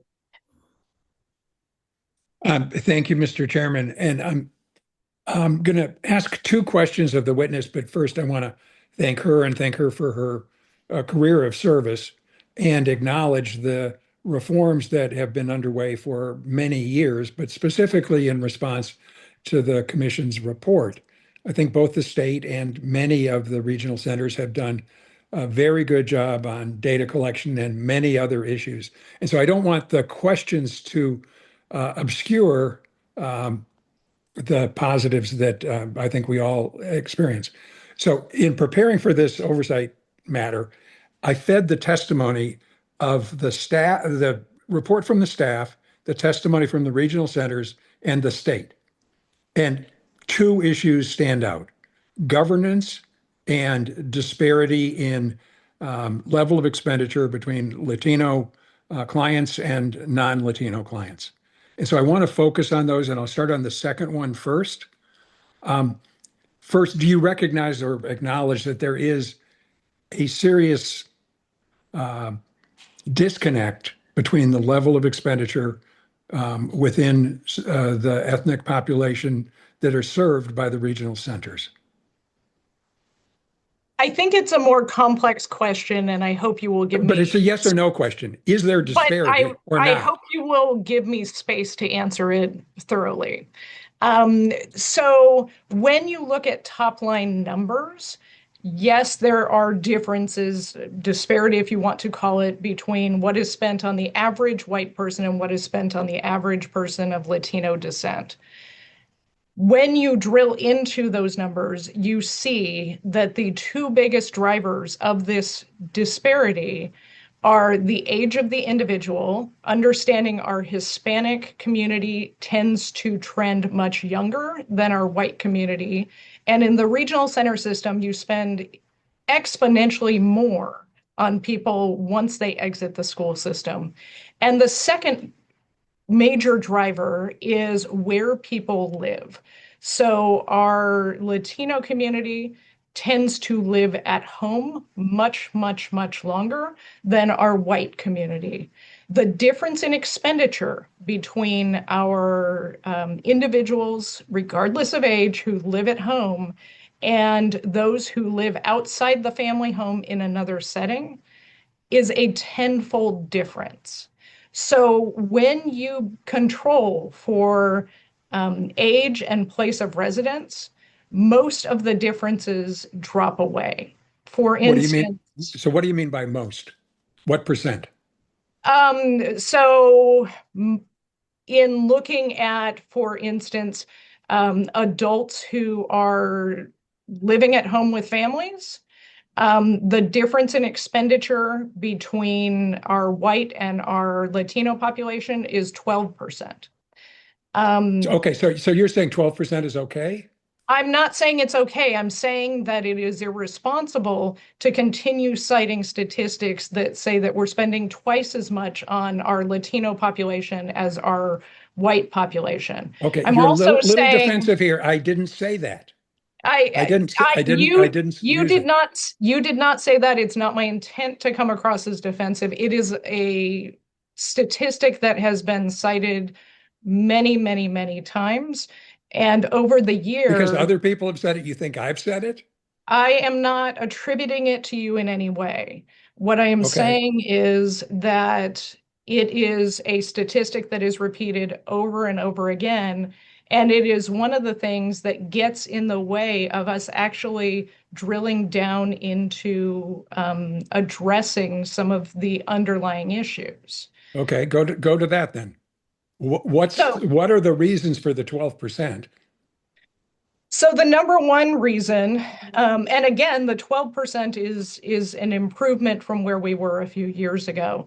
But the number one reason is that we have found that individuals from our Latino community prefer service delivery from people within their families or their social networks. What this means is that we have, as a result of the pandemic and then later policy decisions, the program known as participant-directed services, which allows people to hire people within their own social networks or their family system, has increased in usage dramatically, and this has closed a lot of the gap in the spending differences between our white and Hispanic communities. There are also a lot of other underlying things that drive some of these dynamics. But at the end of the day, it is about creating services and systems that support people and are culturally responsive. We believe participant-directed services are very much in line with that. The Coordinated Family Supports Program was developed almost exclusively to address this gap, because we know that, again, people from our Hispanic Latino communities are not choosing out-of-home care at the same rate as their white counterparts. So there is a tremendous amount of work going into this, and we are making a lot of progress. But when you don't drill into, the underlying issue, and you don't drill into the data to the point where you can control for things like age and place of residence, then actual solutions are elusive. Let me turn to the second question, which is governance. We had a lot of testimony, particularly in the public participation sections, and it focused on, I'll call it governance at the regional center level, and calling it bluntly, conflict of interest. Executive directors who choose their own directors, and those directors set the compensation for the executive director. That seems like so far from a coherent, responsible governance system, yet attempts to reform that have been denied and delayed by your association. And as far as I can tell, you don't want any regional centers differing from your views. Help me understand that.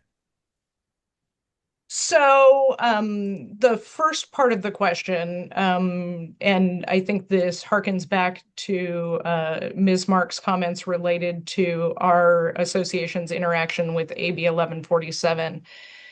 And the bill that was proposed and some of the ideas that it contained, we really had a fundamental disagreement in terms of whether board members should be, whether there is value in long-term board members. That was the fundamental disagreement. It is not about regional center directors selecting their own board members. But to be clear, let's deal with the facts. The executive directors of the regional centers can appoint, through a variety of means, their own board of directors. Is that true or not? No. there's no influence. The executive director doesn't have any power, doesn't have any say in who's on the board. Is that just Regional factually centers have wrong? nominating committees that select the board members. And the executive directors have no influence over board selection. No. And so our report on that point was factually wrong. At times, executive directors who have contact with their communities may say to someone they run into, have you thought about applying for board membership? But that does not influence the board's ultimate decision. So the people who testified about this point were not telling the truth? That was 3 years ago, and I can't remember, I will be honest. Okay, so help me understand why the boards of a local center and the executive director cannot express themselves on legislation without getting in trouble with you. It is not about getting in trouble with ARCA. That is not the issue. Do you have a policy on this question?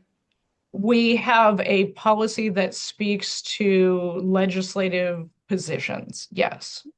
So that if you're a regional center, you cannot speak out of school against the position taken by the overall trade association, even if you're a whistleblower.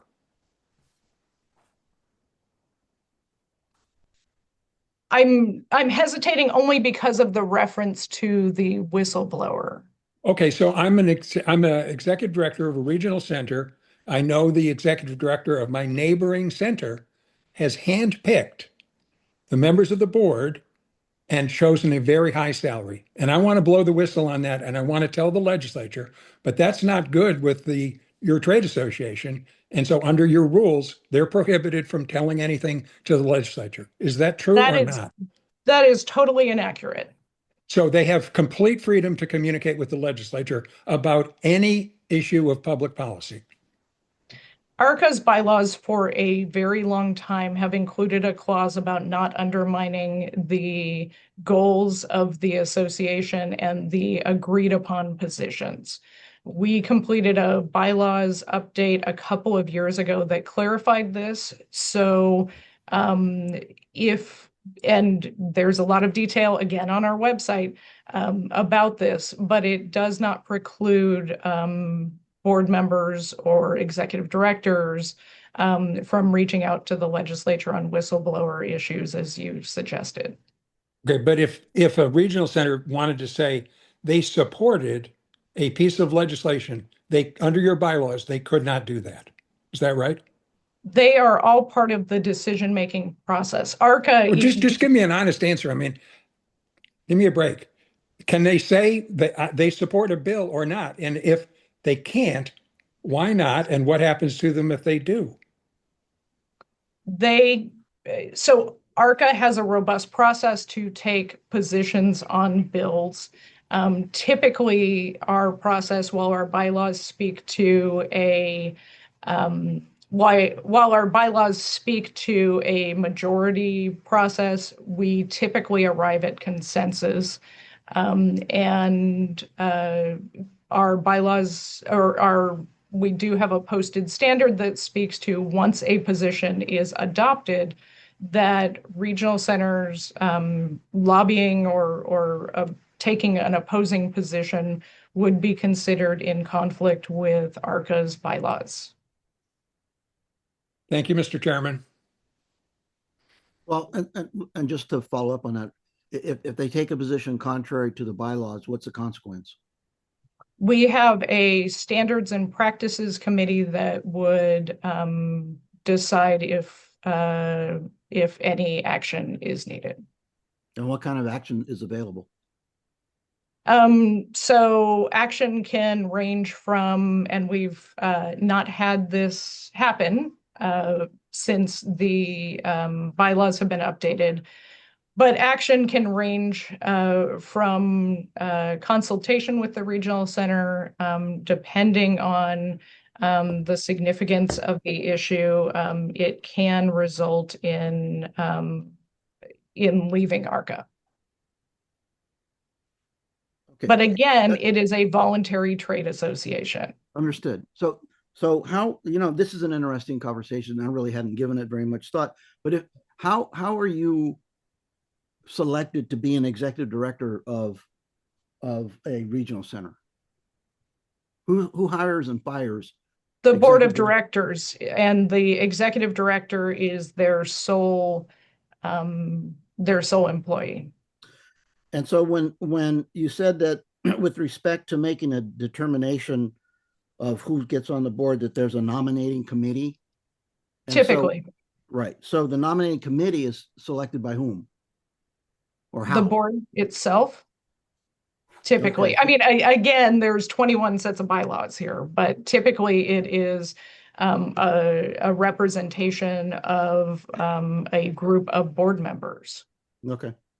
And before I go to Commissioner Sidley, one of the things that I was that I hoping I could get some understanding is, when we hear from consumers, right, families with children, on the first two witnesses, for example, that we heard today, the Rosario and Judy Mark, the Rosario family, and they give illustrations of occurrences that are extraordinarily, I think, frustrating for family members to try to navigate, and so which leads then to a question of they don't really have confidence that they're getting the right information.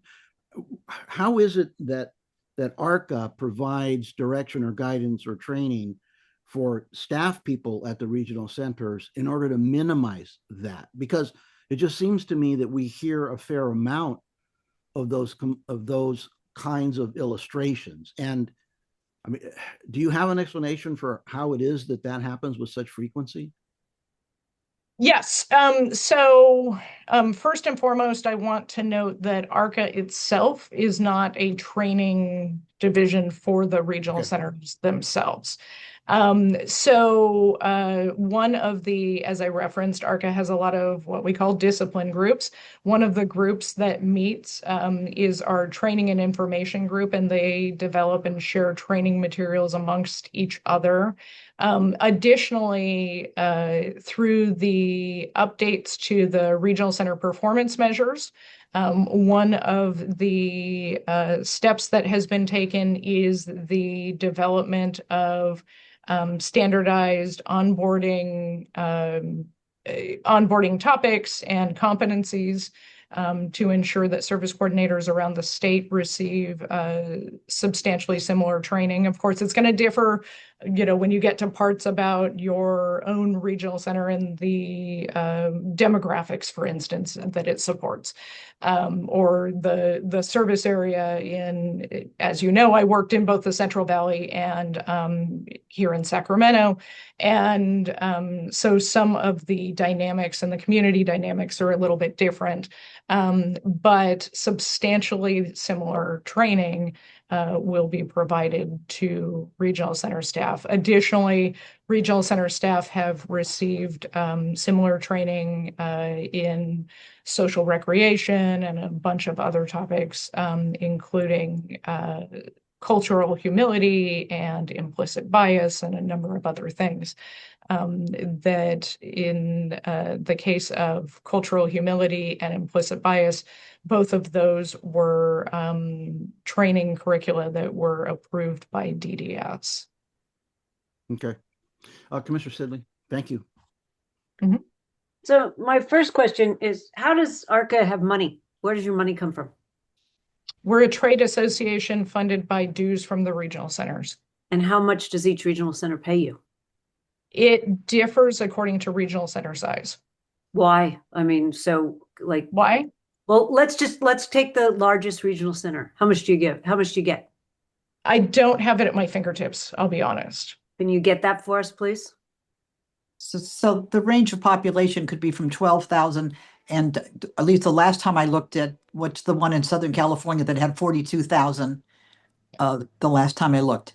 Yeah, our smallest regional center, Redwood Coast, Right. has about 5,000 people, and our Right. largest inland is approaching about 60,000. Okay, Yeah. but I'd love to know how much each regional center pays you for this. I think that's important information to know. Okay. So if you could get that for us, I appreciate that. I want to come back. I'm sorry, just to clarify, in real time, you're looking for me to No, no. dig that up, or you would like that provided? You can provide it to the subsequent? staff, please. Okay. But I think it's a piece of information that the commission should know. And then I want to come back to David, to Commissioner Byers' question about the directors and the executive director. And you indicated that it's a completely separate process. We, however, heard quite a bit of testimony that it is not a separate process. So I am curious, if we're hearing it and you listen to our past, hearings and stuff, how are you not hearing that? And if whether correct or not correct, what are you doing to deal with the fact that that is the perception of many of the people who are getting services, that there is this conflict of interest?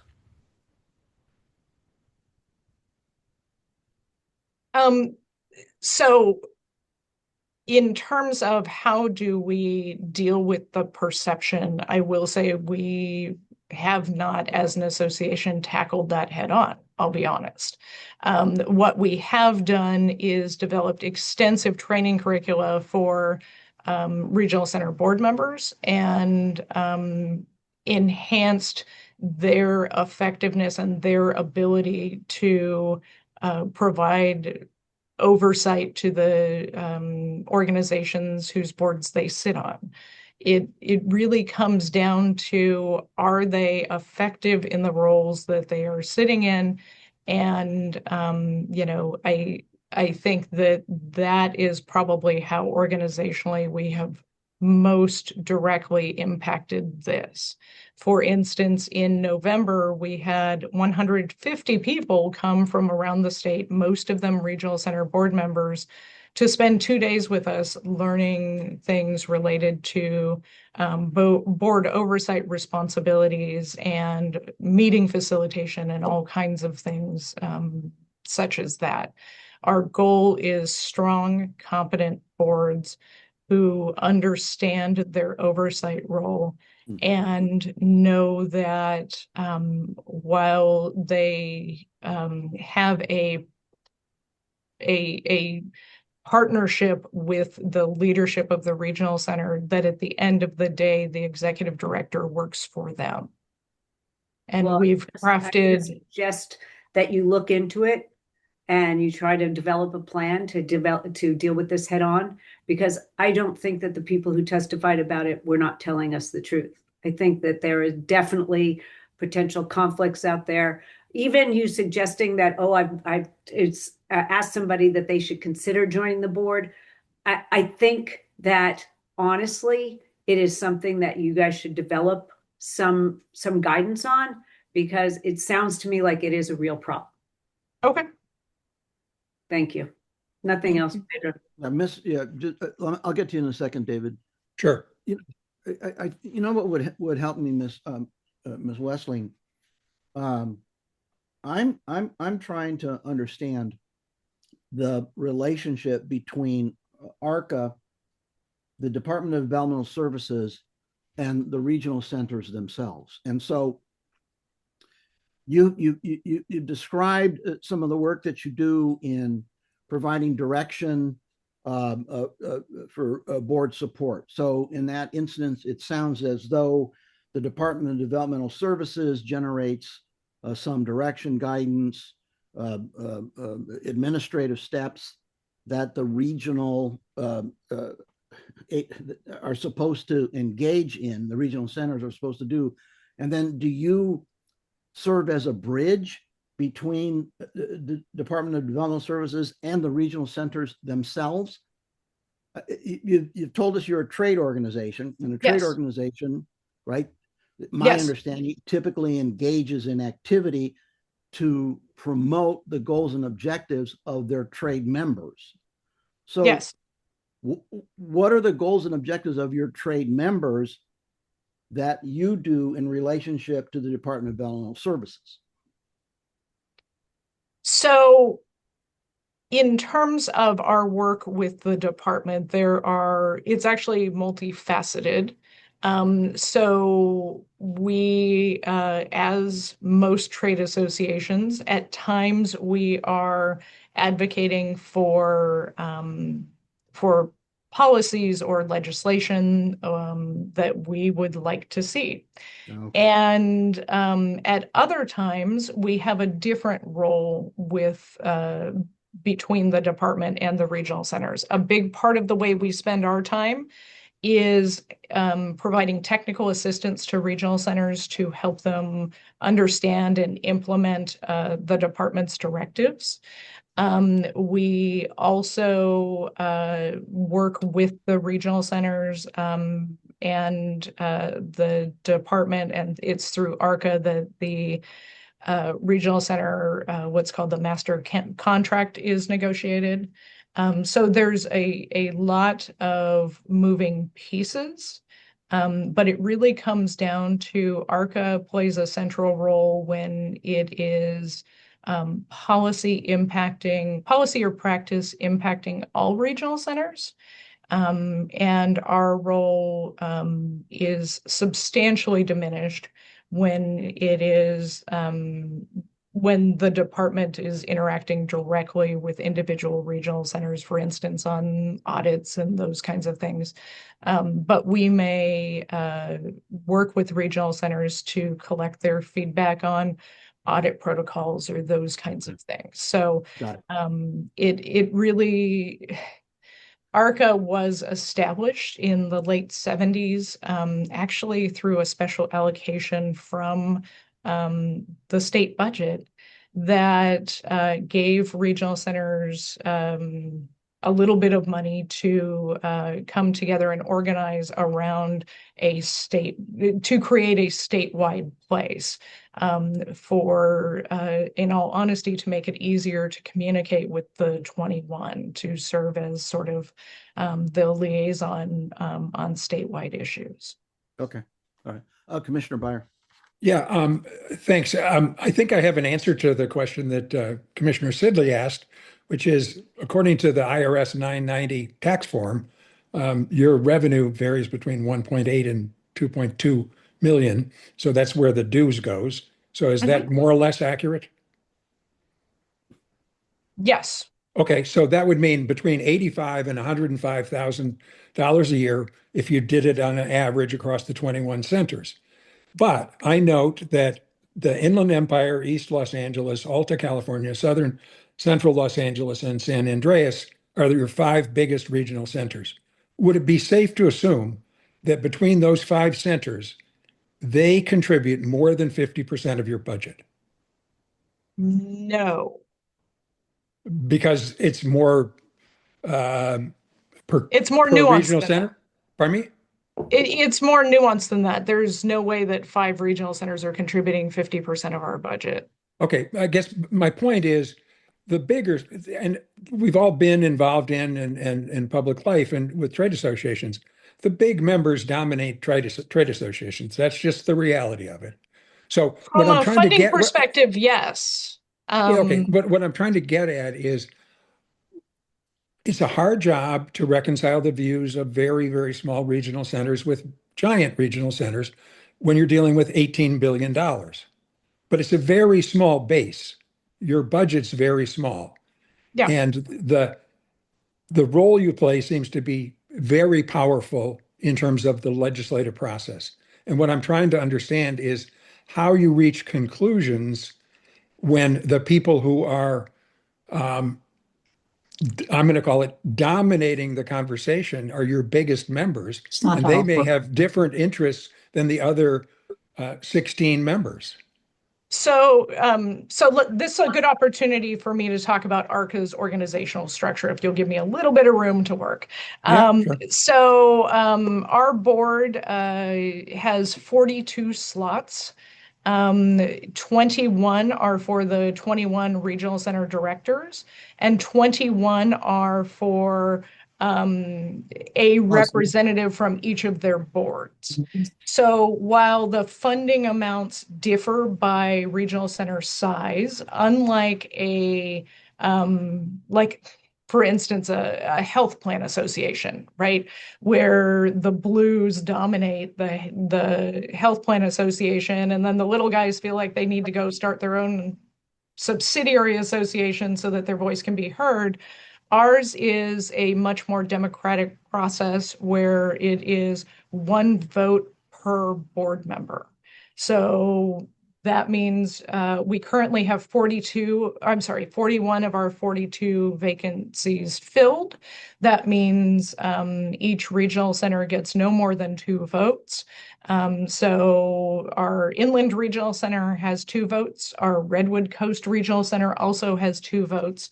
But the other thing to keep in mind is that one of the things I'm proudest of the association is that there is a commitment to look at things for the health of the system.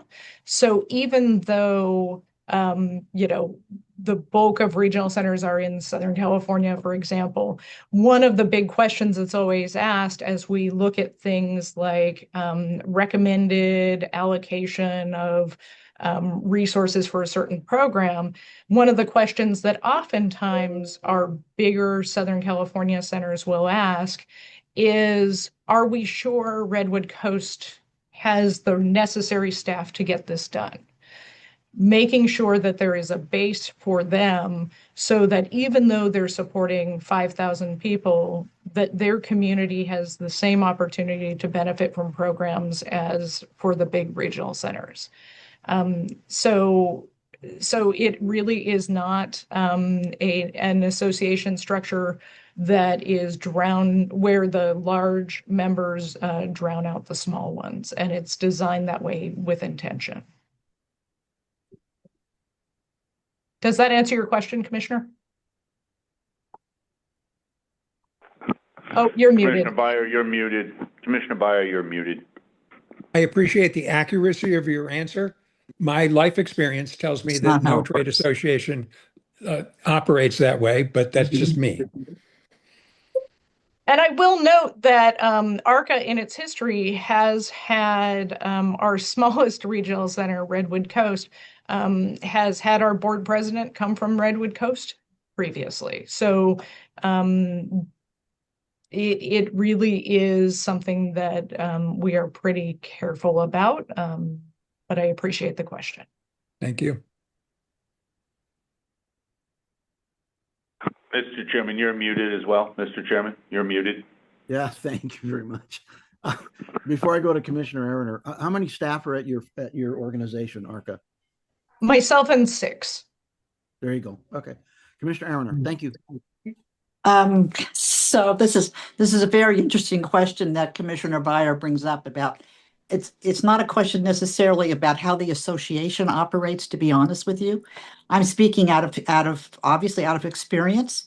I chaired the committee that was responsible for the policy issues around the Department of Developmental Services, and I sat on the budget committee that controlled their budget. I staffed those before I was a member of the legislature, so I have lots of experience with this. So if you said to me, Dion, how did you make decisions? Who did you talk to? Right, when they were making decisions either regarding a policy issue and or a budget issue, there were certain regional center directors that I went to. Okay, let's be clear here, all right?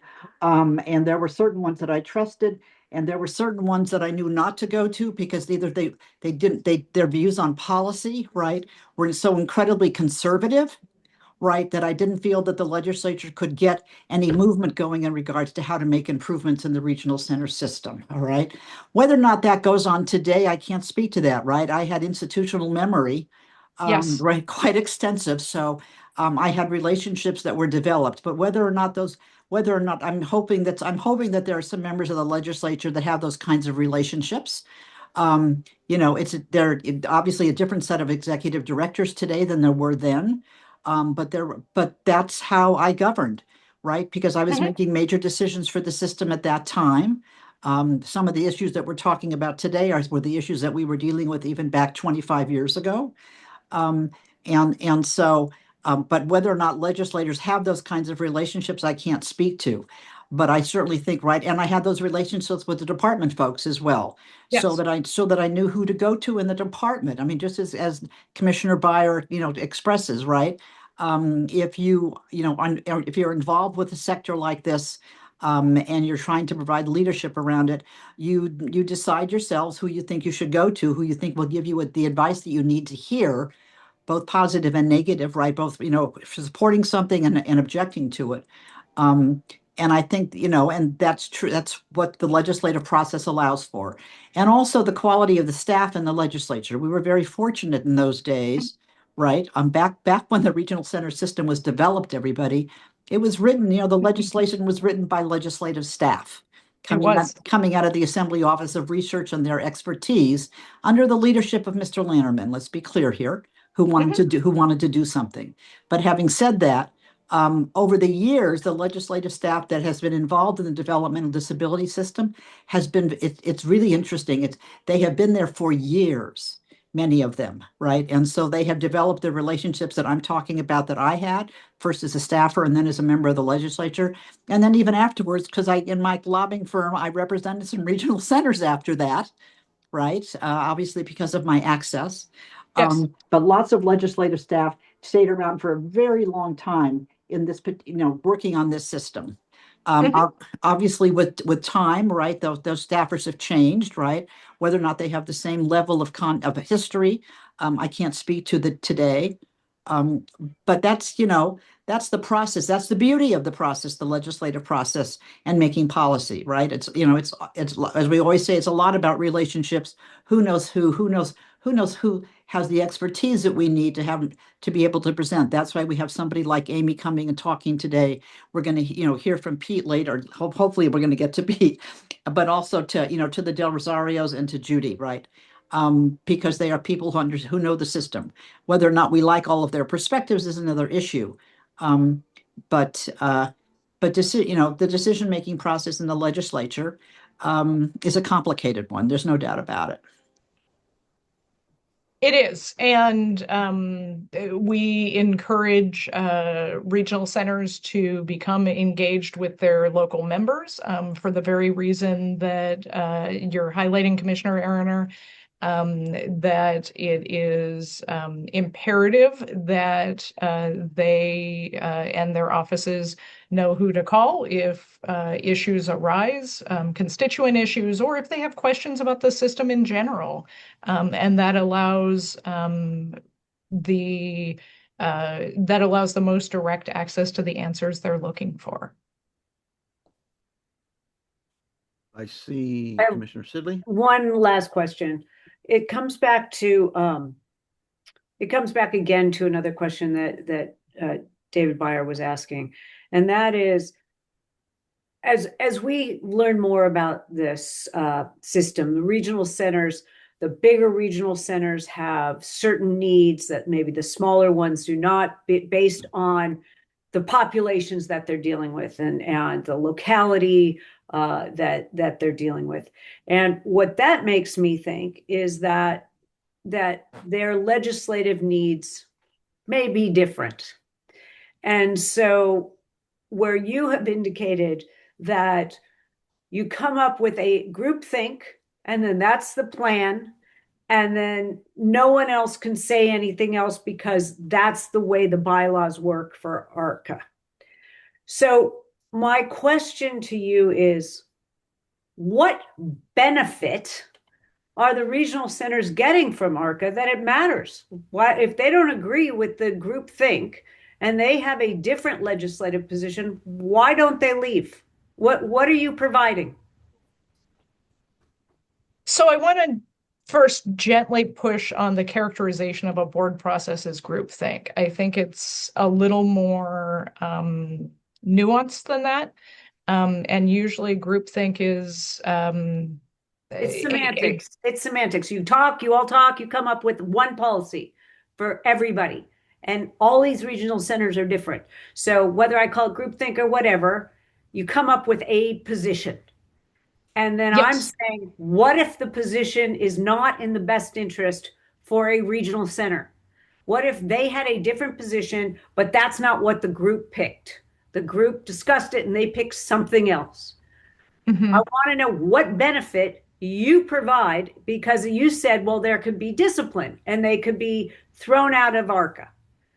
Why does that matter to a regional center? What benefit are you providing for their money? What benefit are you providing that it matters if they have a strong position on legislation that differs from what everyone else came up with?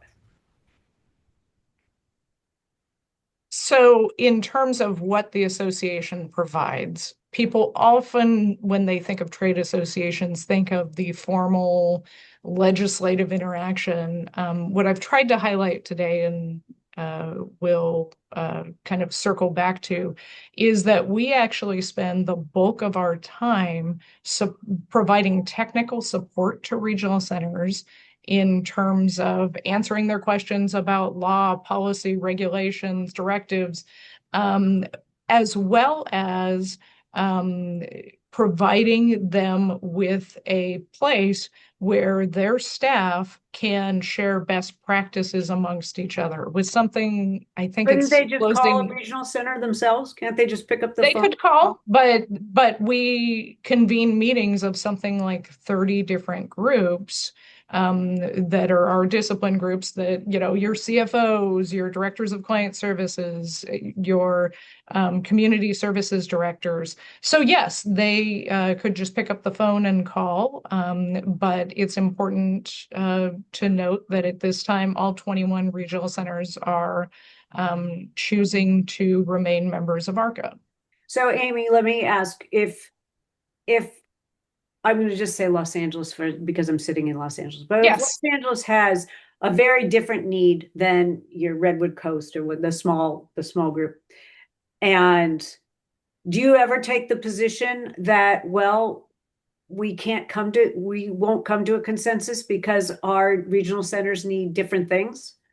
Absolutely. So the other thing that as we were developing our process related to this, one of the official places where, as an association, we can land is in a land called no consensus. And what that means is that the association will not engage on that particular legislation, and regional centers may do as they see fit. And those are really issues where there is a significant difference of opinion. Again, while our bylaws say 50% plus one carries the day, we work very hard to arrive at consensus. And it is, if we are, you know, if there are split votes, we will land in the place of saying, we're not going to arrive at consensus on this. And therefore, it doesn't make sense for the association to take a position. Okay, thank you. All right, thank you. I'm surveying the commissioners. I see no further hands up. So let me tell you, Ms. Westling, thank you for certainly educating me as to the goals and objectives and the services provided by ARCA to the regional centers. I want to thank you for giving us that insight and that information, and much appreciated. Okay.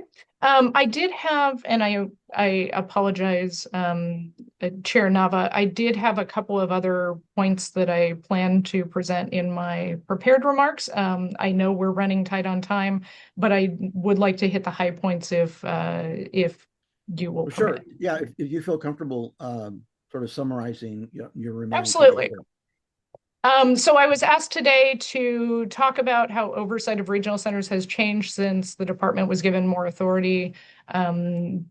Just want to note that something like 250 directives and other pieces of communication have been released since that time, and also want to note that a big part of the standardization and that falls under the department's authority is related to realigning service codes so that it's easier to track what is spent on whom and in what volume. Also do want to note that since we were together last, between 2022 and 2025, the average caseload ratio for service coordinators dropped 20% from 78 to 62 cases, which allows them to spend considerably more time with those they're supporting. Also did want to comment on the statement that was made earlier related to the $1 billion that was reverted in an earlier fiscal year, and note that it is actually tied to rate reform in terms of the reason for some of that reversion. Those were services in part that regional centers authorized, agreed to pay for, and people couldn't access in part because there weren't sufficient staff to carry out the function in our community providers. So rate reform is super important, and just wanted to highlight that tie-in. I think that, just want to close with, it's always important in these discussions to remember that regional centers are responsible for operationalizing policy at the local level. So taking good policy and making sure that it can be carried out. Regional centers are not resistant to change, new ideas, reforms. In fact, it's the beauty of the system that it has continued to evolve over all of these years. And the ultimate goal should be ensuring that the resources are there to carry out the outcomes that we all want to achieve, and that the data systems are there to help us measure those effectively. I think, as Ms. Mark highlighted, of course, the biggest issue on the horizon for us is the unpredictability of federal funding for lots of services that people with IDD rely upon. As the first speakers highlighted, it's not just regional center services that people with disabilities are reliant on. And so we're always conscious of federal and other impacts to other systems as well. So with that, I will stop there. Thank you so much. Let's see, Commissioner Erner, I'm- your hand is up. Yeah, I'm sorry, Amy, you mentioned caseload issues. So it used to be that the caseload was 1 to 62, and then I gather it got raised and now it's back down again. But in reality, what are caseloads looking like? No, in fact, it never actually got raised. It went up because of historic underfunding. Right. So there are a variety of caseload ratios now. And for young children, it's supposed to be 1 to 40. For those on our Medicaid waiver, 1 to 62. For and what are they looking at? Supposed is one thing. What are they in reality? Right. So the statewide total average as of March of 25, because this is done on an annual survey basis, is 1 to 62. So the caseloads had risen to 1 to 78. They're down to 1 to 62. Are we meeting all of the prescribed caseload ratios? We're not, but we're getting a lot closer. And so, and as you know, it's really the ability for the service coordinator to spend time with people that helps develop rapport, and also allows service coordinators to provide more direct assistance with accessing generic services, which is a huge challenge.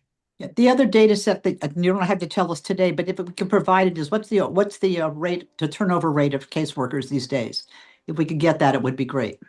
I don't even know if we have it, but I will do my best to get you an answer for that. That would be great. Thank you. Very good.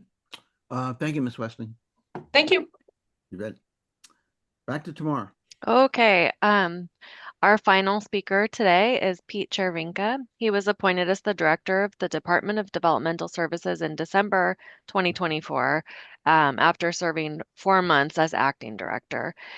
He brings more than 27 years of leadership and policy experience across California state agencies to the role. Um, you may begin when you're ready.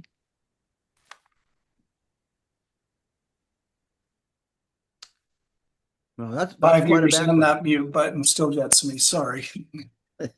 As Tamar said, thank you. I am Pete Chervinka. I was appointed 14 months ago by Governor Newsom to lead the Department of Developmental Services, and grateful for the opportunity. Thank you, as everyone has said, for the opportunity to come talk to you today. Your 2023 report provided a number of concrete suggestions for advancing services to people with intellectual and developmental disabilities. Many of those recommendations align with activities and improvements completed or still being made, and with new things that we've done, such as activities pursuant to Senate Bill 138, which was enacted later in 2023. I'd like to observe, and I think it's obvious, so I will go quickly over this, but existentially, I want to align myself with Commissioner Aaroner's very initial comment today. We are here to serve people and to do better by people, and they are the center of everything that we do.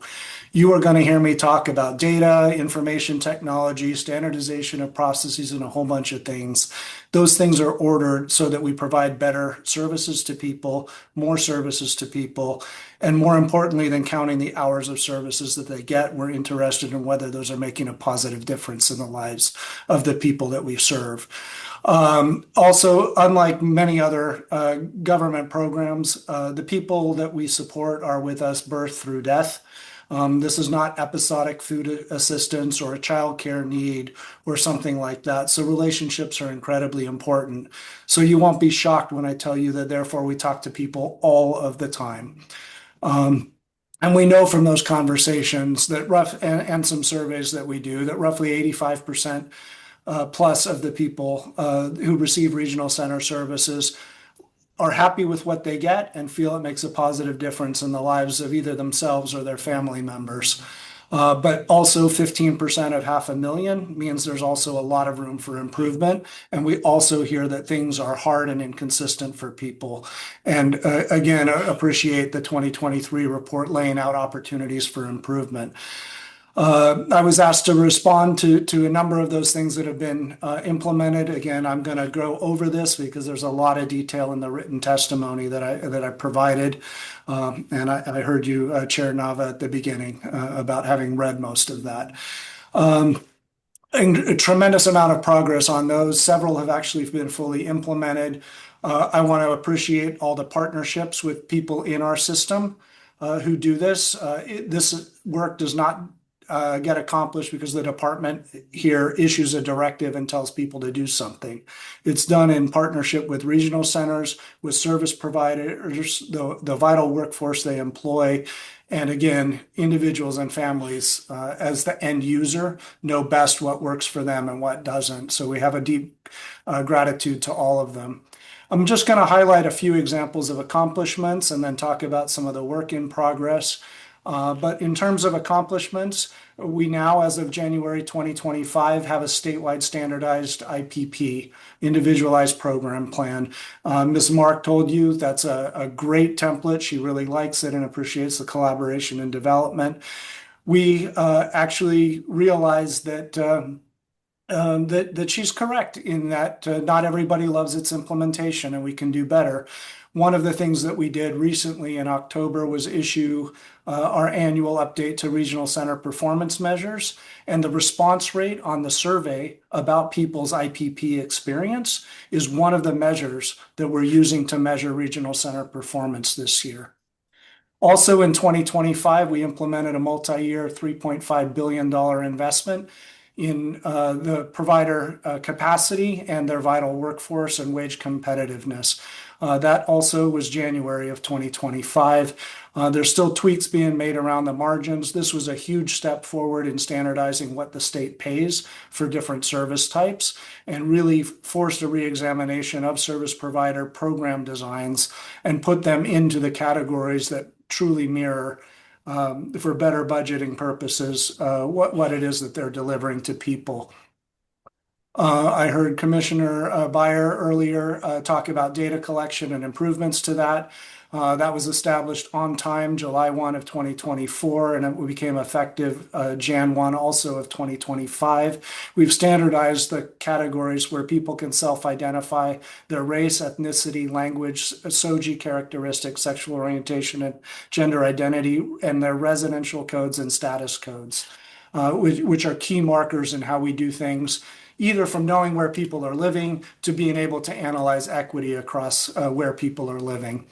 Ms. Westling just concluded her remarks and a couple of questions.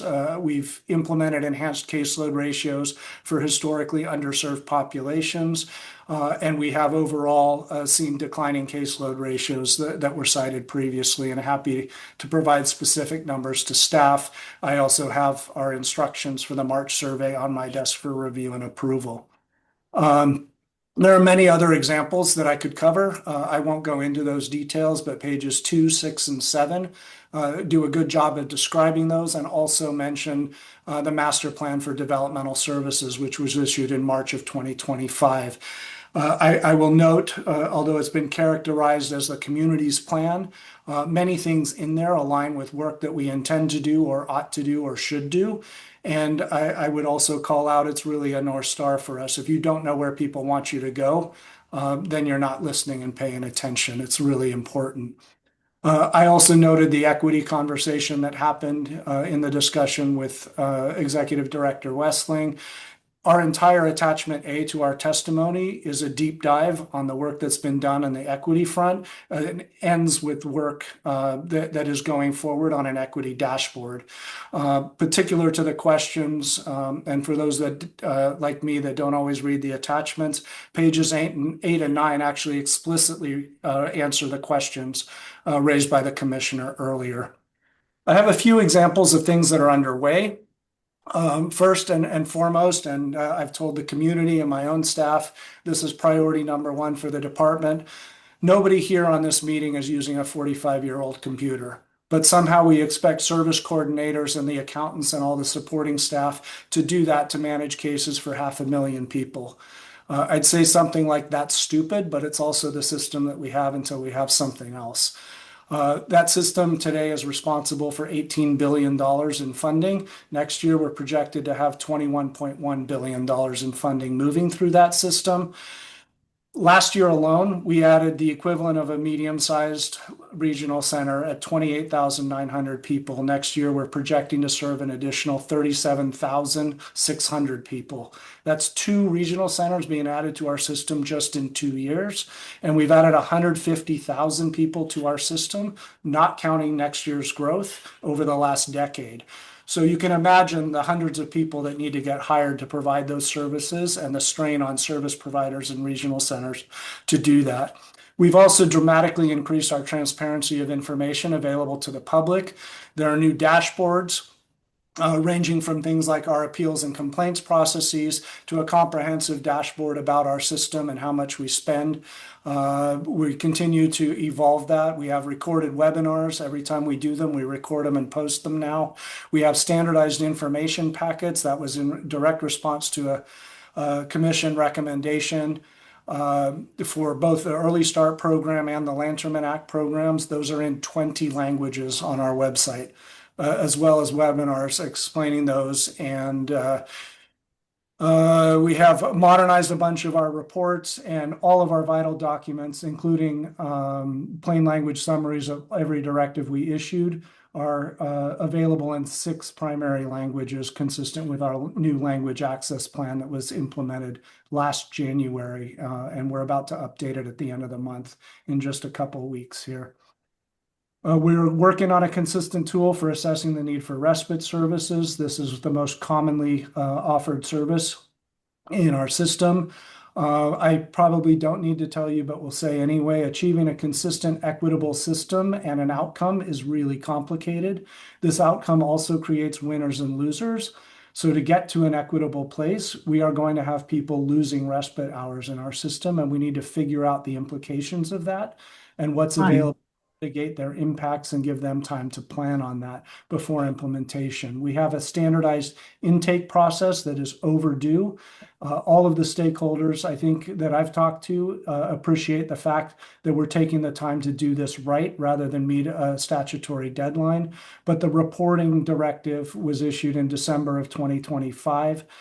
Just 6 weeks ago or so, requiring reporting on timeliness.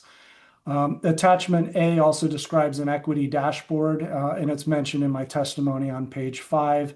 And I would call out all of attachment B for your attention in terms of a listing of all of the initiatives, a very brief description of them and their status.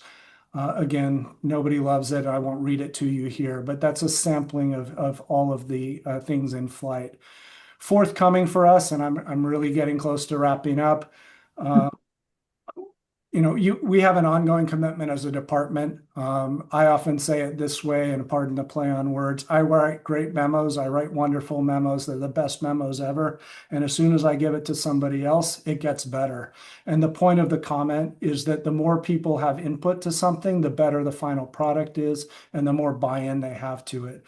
So this is a clear statement of department's intent for ongoing public engagement with individuals, families, organizations that represent them, trade associations, both for regional centers, but service providers as well, and disability rights organizations and community-based organizations as well.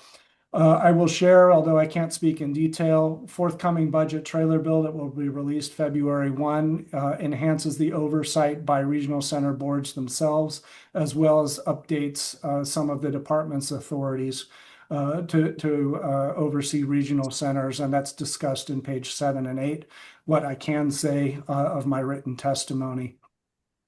We have a massive, I think everybody who reads the paper knows we have structural deficits, federal uncertainties.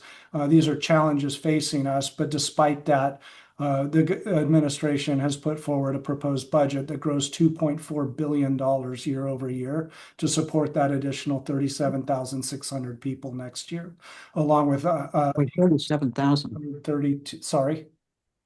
No, I just was saying that's a lot. It's a boatload. This is Yeah. phenomenal year over year growth twice in a row. Yeah.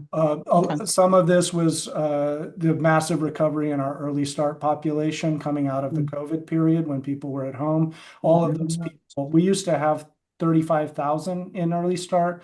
We're pushing 54,000 every year, and now they're aging into lantern. And that's the massive growth. Early start is actually relatively flat. We project year over year. And we're doing some other things too. We have, as you've heard today, a core regional center contract with each of the 21 regional centers.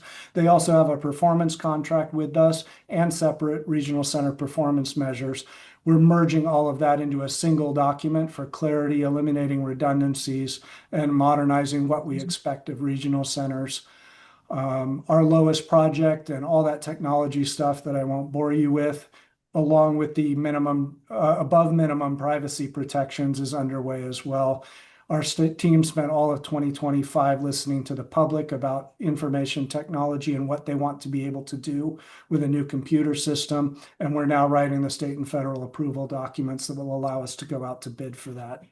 I talked about challenges, federal environment, obviously, state and federal budgets, wage competition with other sectors, IT environments and capabilities, funding limitations. Any government bureaucrat would tell you exactly the same constraints for whatever program they're talking about, but they're really real here as well. And in fact, we're doubly worried about it, although we don't have perhaps direct impacts to what we offer. Generic services in our system include Medi-Cal, include IHSS, include K-12 and education. And so impacts to those things drive us as payer of last resort, as potentially the pardon catcher's mitt for all of the people who now can't get those services elsewhere. I will close just in saying there's a lot of progress that's been made. There's a lot underway. I only skimmed here verbally, just touching on a few of these. There's more coming. It doesn't happen in a vacuum. We're really grateful for the partnership with the community and all the organizations, regional centers, service providers who provide input to what we do in and day out. I'll stop there and answer some questions. There's a couple things that we've heard that I'm happy to clarify, such as the person responsible for the SDP program, but I'll stop there and get to what may be top of mind for you. Thanks. Thank you. We've got, the lineup is Commissioner Aaroner, Commissioner Byer, and then Senator Nilo. And thank you, Pete, right? Everybody, you should understand, Pete and I go way back to his days in the Department of Social Services and when I was in the legislature. Having said that, just a sidelight, because you mentioned something about where there are going to be some winners and losers. I don't know if that's on the rates issue or something else, whatever. Have you guys considered a hold harmless? Because you're going to get lots of unhappy people. Have you costed out what a hold harmless would be? We haven't costed out a hold harmless because we don't know where the policy lands and what the magnitude of the impact is first. The first thing is to develop a tool that accurately assesses needs that is acceptable to the community, and then we would move to that step after that. Okay. Rate reform did in fact have a hold harmless period that ends at the end of February. There are winners and losers in that as well. And then, right, okay. You talked about the overall budget. I want to say you said something like 27 point something billion. Sorry, the increase is 2.4 and it takes us to 21.1. All right. Does that include Medi-Cal, your Medi-Cal funding? It does. Medi-Cal is roughly 37% of our funding stream. Okay. And what about IHSS? IHSS, I can't speak to a different department's budget. I'm sorry, I don't know. No, I understand that, but many of your consumers get IHSS. Yeah, we're actually refining our data match on that. We think it's somewhere between 37 and 40,000 people. Okay, and what about foster care? Because that's always been an foster issue. care is a little bit less overlap, but I believe the number was around, it's either 4,000 or 7,000. I think it's the 7. Okay. Give me a confidence interval. Thanks. Okay. All right. No, that's fine. Let's talk about the computer stuff, right? Because it's been around forever, this issue, right? I remember being part of that conversation. So you're on your way. So is there any idea about when this thing might actually be completed this time? Let's say we luck out and you actually choose a vendor that really gets us, develop something that's actually worthwhile. Do we have an idea? Are we talking about 2030? Are we talking about beyond 2030? What are we talking about here? So a number of the dates, I'll run through at a high level what I'm expecting. And obviously a number of these things don't depend on me, as you're about to hear. Writing the documents takes a couple months. We get to submit them to both Department of General Services and California Department of Technology for review. They have 60 to 90 days and questions back and forth. It'll go to Department of Healthcare Services, and they're the people who submit it to the federal government. Federal CMS has roughly 90 days to review that. There's some clock stoppers in that time as well. Once we get the green light, assuming that we will, to proceed with a procurement, we will put a request for a proposal or RFP on the street. Anticipate giving a number of months for the IT community to present their proposals to us, give us a couple of months to work with not just this department to evaluate those bids and announce a selection and I would say intended selection. Our final contract and approval to proceed and obtain funding for it requires a repeat of the approval process to get the RFP out in the first place. So we'll go back to DGS, CDT, DHCS, and the federal CMS. Assuming we get approval to do that, we execute a contract with the vendor for development, and then it really depends on what the community has bid as the solution. If we got user tokens to state XYZ's existing system as a bid, it's obviously faster than a custom build. I'll tell you now, we're not really interested in a custom build, but a lot of the vendor community is telling us most of what we want to be able to do is a configurable thing on the different platforms. So some of the time to eventual user acceptance testing, pilot deployment to make sure it works. We're not going to do a statewide big bang. That wouldn't make any sense at all. We're probably at least 2 years out just from even having a final vendor selected. Right. And then the development, testing, implementation, planning, and deployment.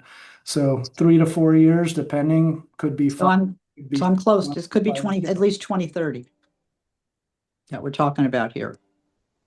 I'll be here if you agree to be here too. Right. Well, the rate I'm going, I might be.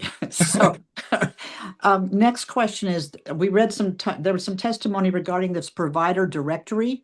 Yep. That you guys are using internally right now. When is it going to go public so that the public can use it? Excellent question. We're working on that. There's some privacy for some of the single home operators that we have where personal privacy needs to be protected. Some of our quality incentive program incentives are building out additional features in there so that there's some better sense of where the providers operate, their capacity, their linguistic capabilities, et cetera, to optimally make it useful. I don't have a particular timeline for that functionality. The thing that's on the provider directory team's plate at the moment is enabling the technology to track compliance with HCBS rules, electronic visit verification rules, and audit compliance. Audit and fiscal review compliance. But why couldn't you separate some of that out? I mean, the community needs a provider directory, whether or not they need all that other stuff that you just added on, right? Which is going to take tremendous amounts of time, it sounds to me like. Why can't we get something up and running so that the consumers can see what's out there for them? Given the testimony we just heard from the community, right, where they don't know what's even out there. Okay, it seems to me that at least if we can get that, name, address, telephone number, what's the service they provide, okay, and where are they geographically? I understand the privacy issue. We have the same issue in childcare, right? Exactly. Right, exact issue, right? And we took care of it in a matter of minutes, Pete, right, with community care licensing, right? It's not difficult to figure these things out. There are models out there that do that already to provide the privacy of small providers. And so just seems to me that we could do some steps here instead of having to have the whole thing done at one time. Respectfully, it took several years, not a few minutes. Oh, no, I'm quite. Your point. No, the issue regarding closing off the privacy actually took one phone call. I was on the phone call. It took one phone call to say that community care licensing, take those addresses down. Yeah. And they did. Okay. So backing up to the question you actually asked, when is it coming? I don't have a time schedule for that. Okay. It's really hard to walk and chew gum, and we need that additional functionality for purposes of rate setting as of July 1. No, which I understand, yeah. But it just seems to me that the community's been waiting long enough. Couldn't agree more, and we promised them that functionality. They're going to get it. I just can't tell you a date today. It'll be sometime in this calendar year. Yeah. Okay, good. And thank you for that commitment. And then on the navigation issue, right? My theory has been, having been around the state and local government for a long time, that the reason if we aren't successful in navigation services at the local level because the state doesn't set a model for them.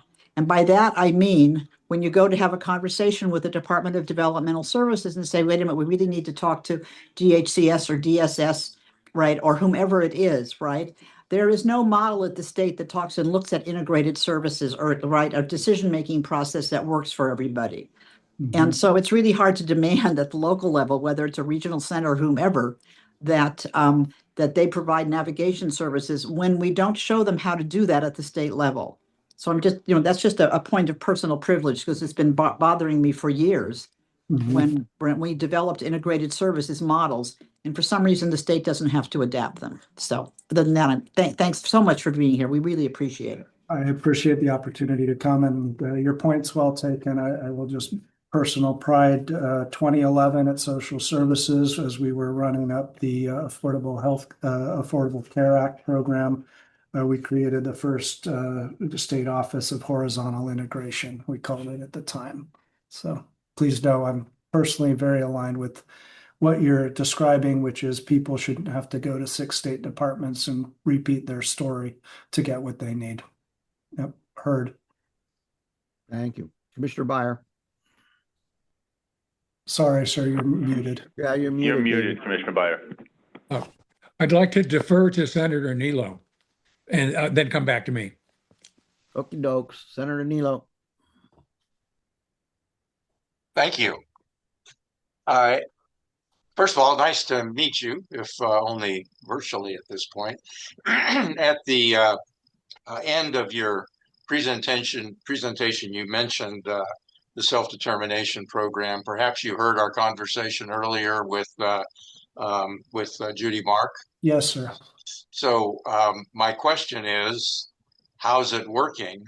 The reason that we made the proposal that we did in 2024 was because it was perceived not to have the status, if you will, within the department, and that not enough people knew about it, and where it was implemented, it was seemed to be successful, but not enough people were on it.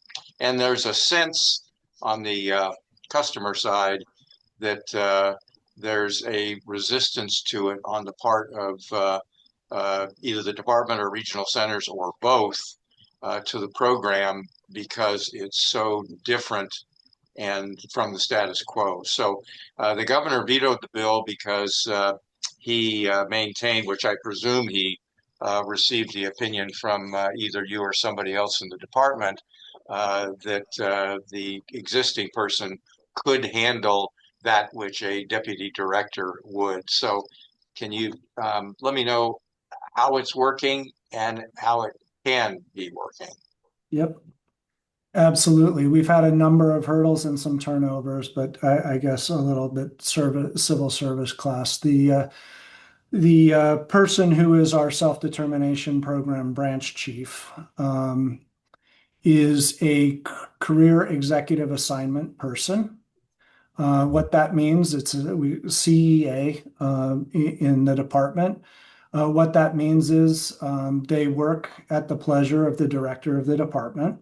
So it's very similar in function. An exempt appointment by the governor would work at the pleasure of the governor.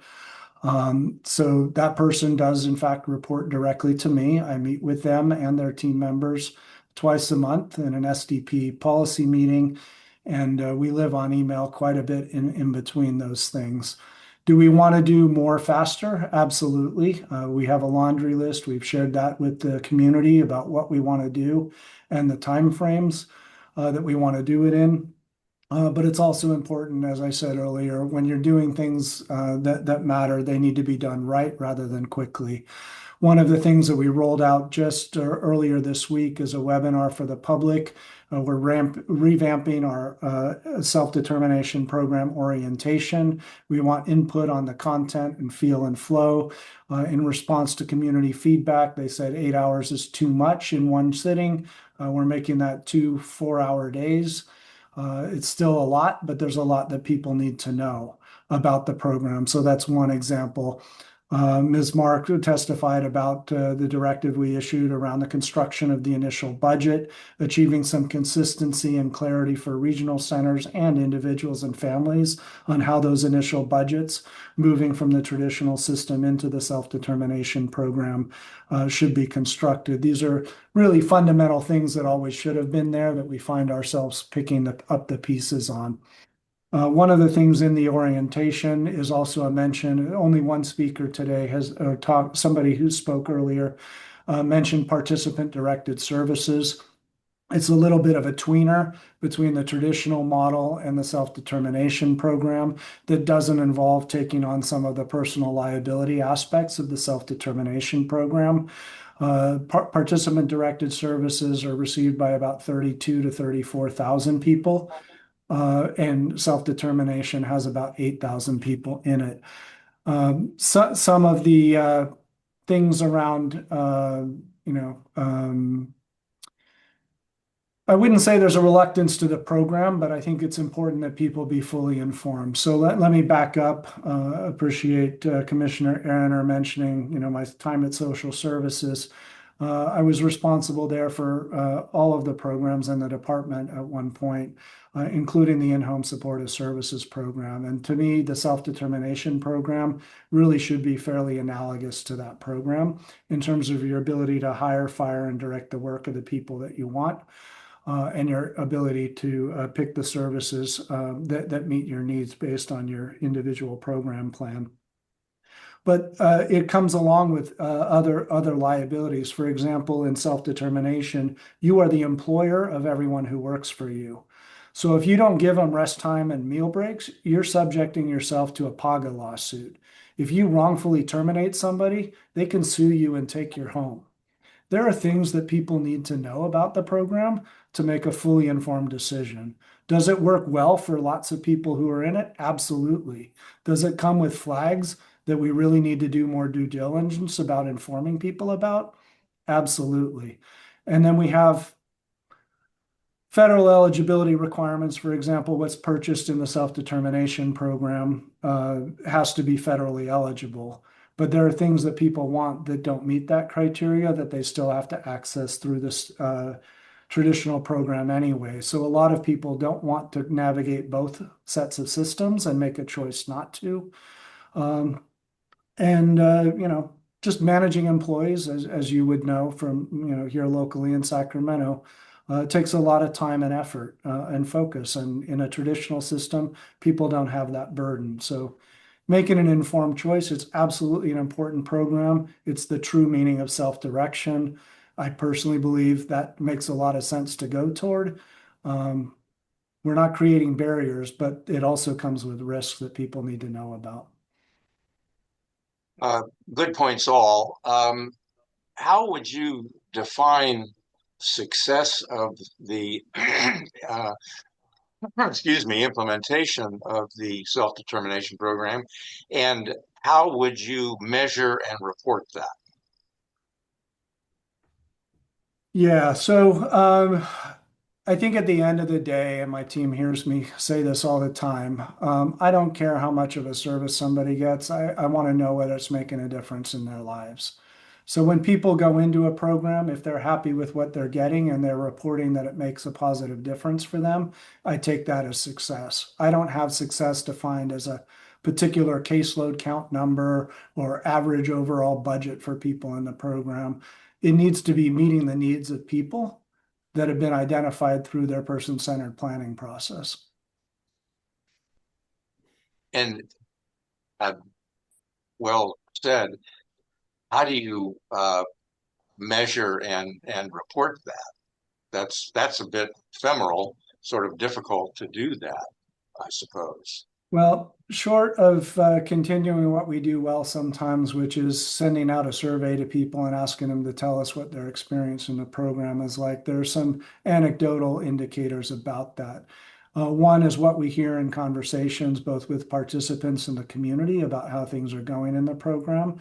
And that's been the basis of things like changing timeliness of payment standards for financial management services vendors and other changes that have been made in the program.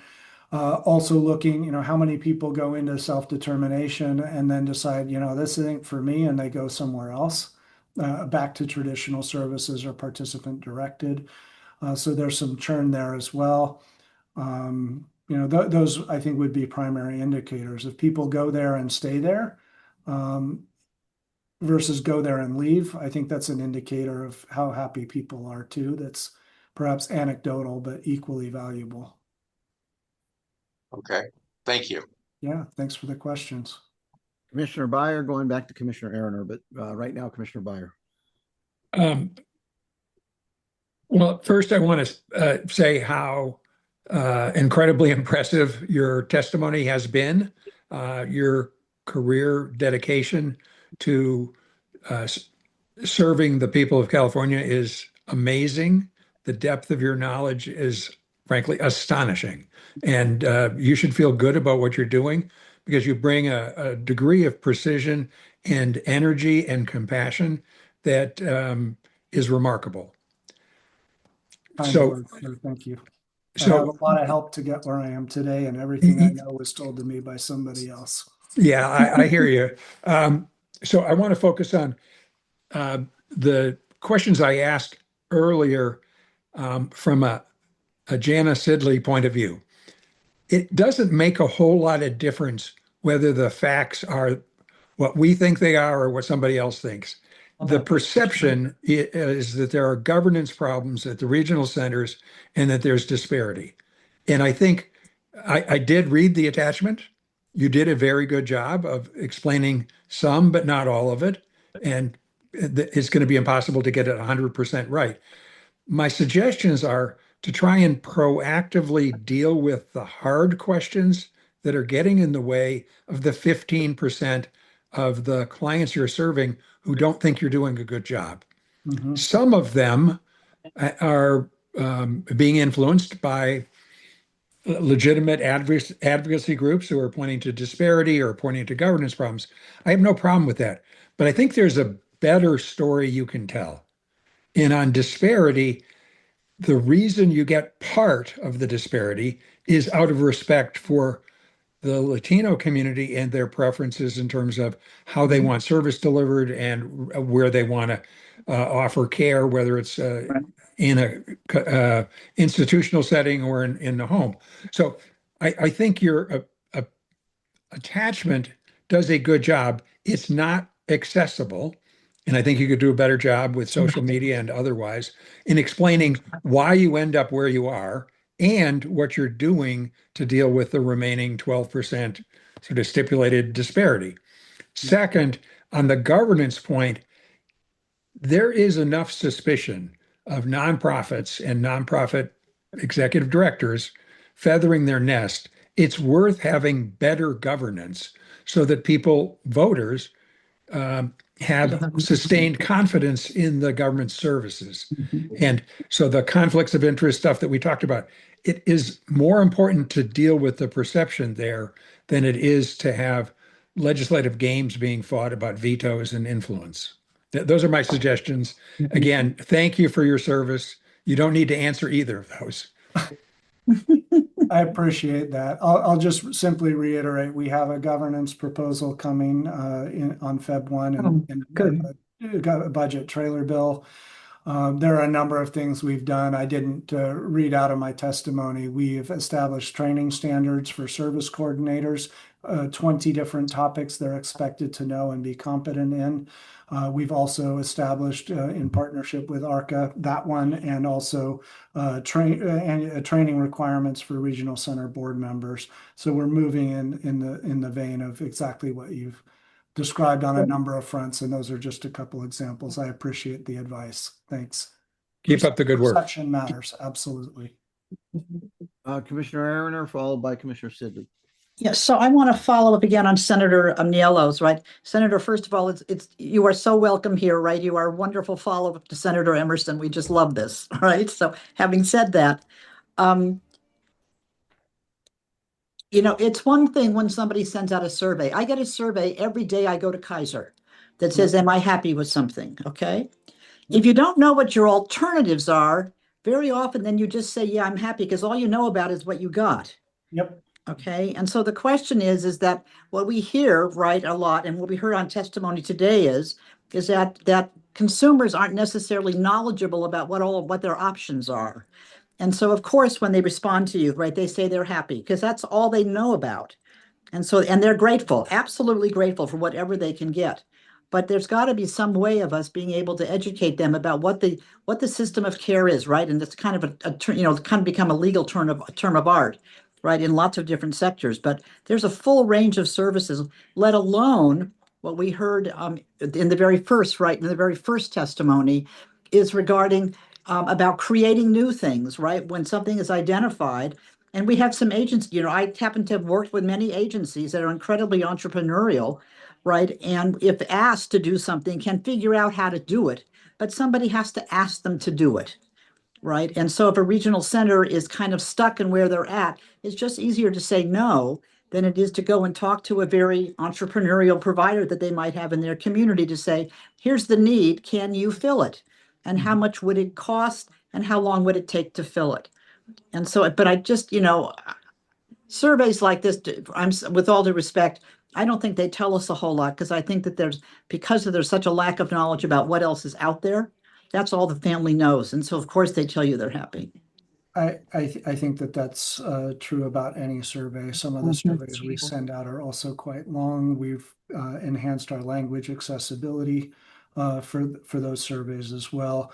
I think specific to the question about self-determination, Most of the vast majority of the people in participating in self-determination have come out of the traditional system into self-determination. So they do have a comparison point, but your point is exactly on point for surveys generally. You're only answering based on the universe of things you're aware of.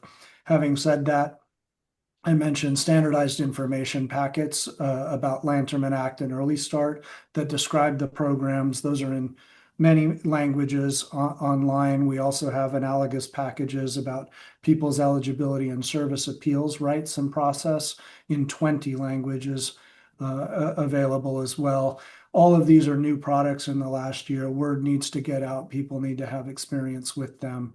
But these are all resources developed consistent with recommendations from this commission and Senate Bill 138 and other efforts before that. And many of them are accompanied by, like the IPP is accompanied by guides in plain language, 3 different guides on the IPP, depending on the age of the person, for young people, kind of adolescents and adults. What the IPP is, how it's supposed to be conducted, and the things that you need to think through to prepare. So but the information is getting out there, and we are taking steps to make it more consistent statewide too. We don't want 21 versions of that and 21 translations of that either. So thanks. Commissioner Sidley. Thank you. And I want to thank you very much for your testimony. I think very impressive. I just have one question. Can you walk me through the oversight that you have of regional boards of directors and their election process? We had this conversation with ARCA and I'm still not sure what is being done to deal with the perception of the conflict, or if there is a real conflict. And so if you could walk me through that, I'd certainly appreciate that. How much time you got? Oh, that's a scary answer. Yeah, it is. All right. Regional centers, nonprofit agencies filing as such, state and federal level, registered with Secretary of State, et cetera, et cetera. There are provisions in the Welfare and Institutions Code around boards. Board composition requirements are defined there. I'm plugging again our trailer bill proposal that will touch on board composition requirements. It needs to reflect the demographic and disability characteristics of the catchment area, legal expertise, financial expertise, governance expertise, and so on. Several of our regional centers are now responsible for budgets over $1 billion. The board members are selected by the board. Board takes a vote. Most boards, as Ms. Wessling explained, have a board nominating committee, which means it's a subset of the board members. It might be their executive committee, the president, vice president, secretary, treasurer, or it may be some other board member delegates who are responsible for recruiting. They may put ads in the paper. They may go to Rotary Club, depends on what they're looking for. They may be talking to the community. There are also requirements on the board, as I said, for the demographic piece, and there's individual and family composition requirements as well. So they're going to advertise where they need to recruit potential candidates. They'll be vetted by that board nominating committee, and that committee may put forward recommendations. They may share every applicant with a board. Some boards don't do that, and the nominating committee only puts forward the ones that committee thinks are viable.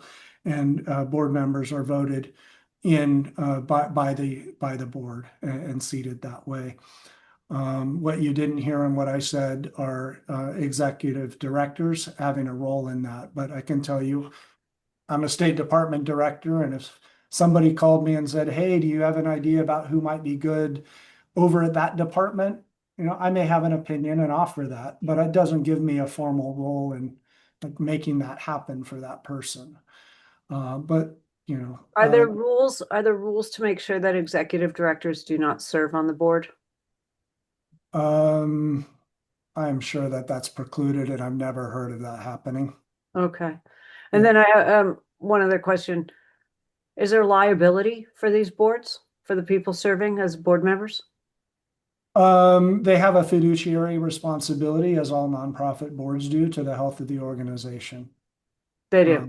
Okay. And that's part of the mandated training curriculum that we agreed with ARCA needed to be there, because not everybody understood that. You can imagine some people wanted to be on the board just to improve services for their individual situation or friends. And that doesn't work. I'd like to add one other thing, though. You asked about the department's oversight on this. We monitor board composition on an ongoing basis. Over the last year, we've actually given a number of regional centers deadlines to come into compliance. We have one regional center that's been out of compliance with a particular term for more than 12 years. So we are cracking down on composition and making sure that people are compliant. We've also have regional center liaisons who attend all board and committee meetings to make sure that Open Meeting Act requirements are followed. Closed sessions are appropriately subjected and those kinds of things as well. So I would say our oversight of them is robust. Battling the public perception and telling people that everything's okay is not good. And unfortunately, one or two bad stories can poison the barrel, if you will. But I can assure you that that is not happening here. There are also requirements for board members.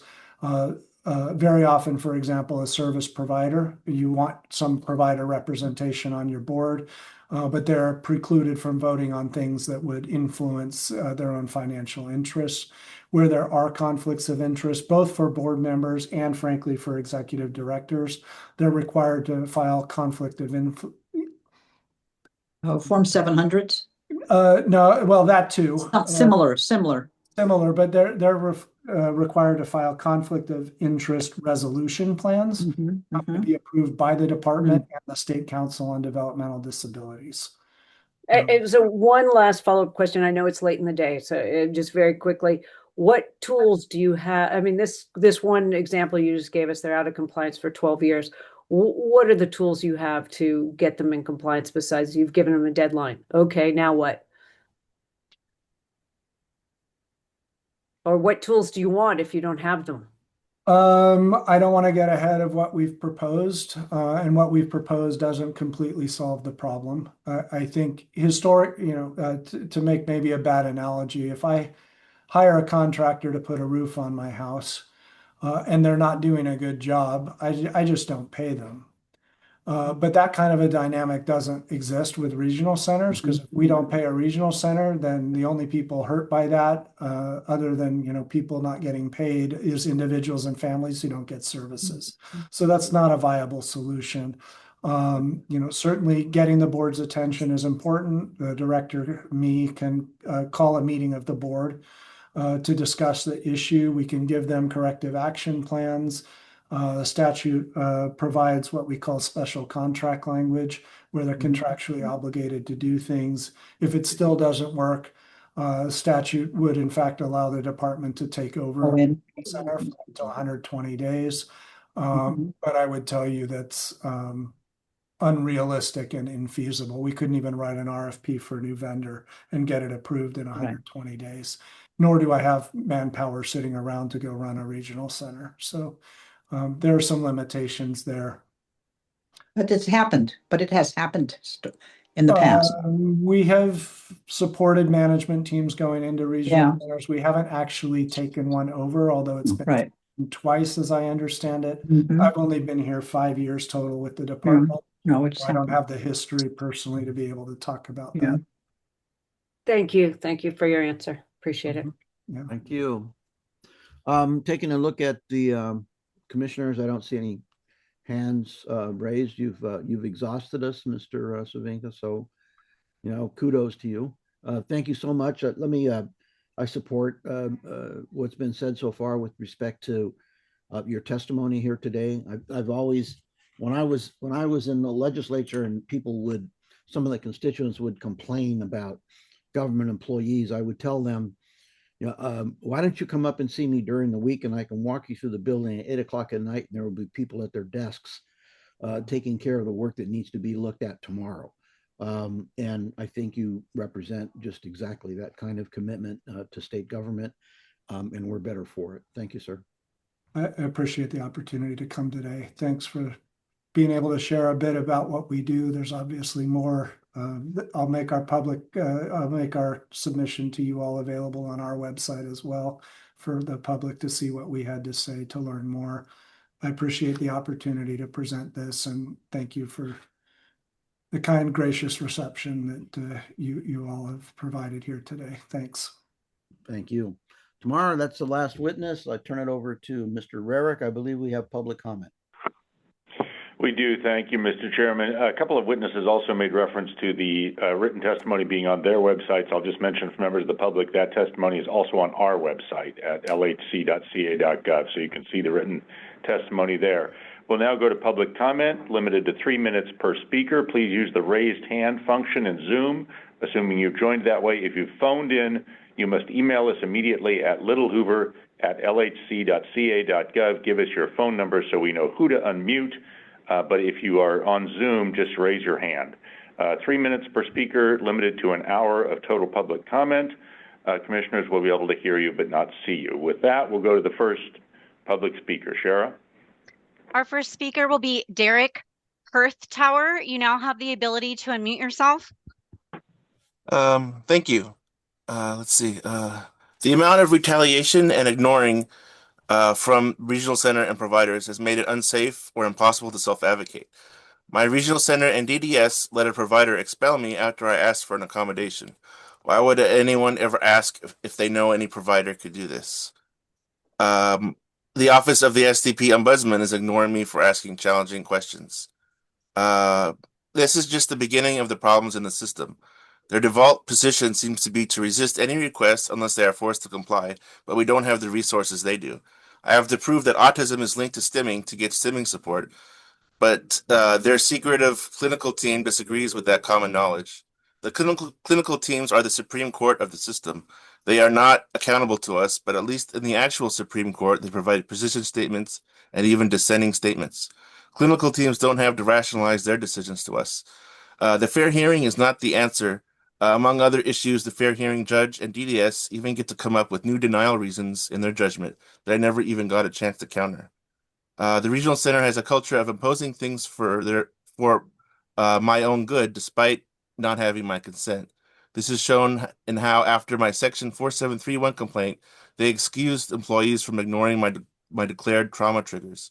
The total amount of disrespect I've gotten is a nightmare. I've left many meetings with professionals in tears. This is a crisis, and all I hear from the regional center is how there's still work to do. The metaphorical house is on fire, and us clients are getting burned. It's time we act like it. Me and several others are working on a grassroots anti-ableism policy for reform.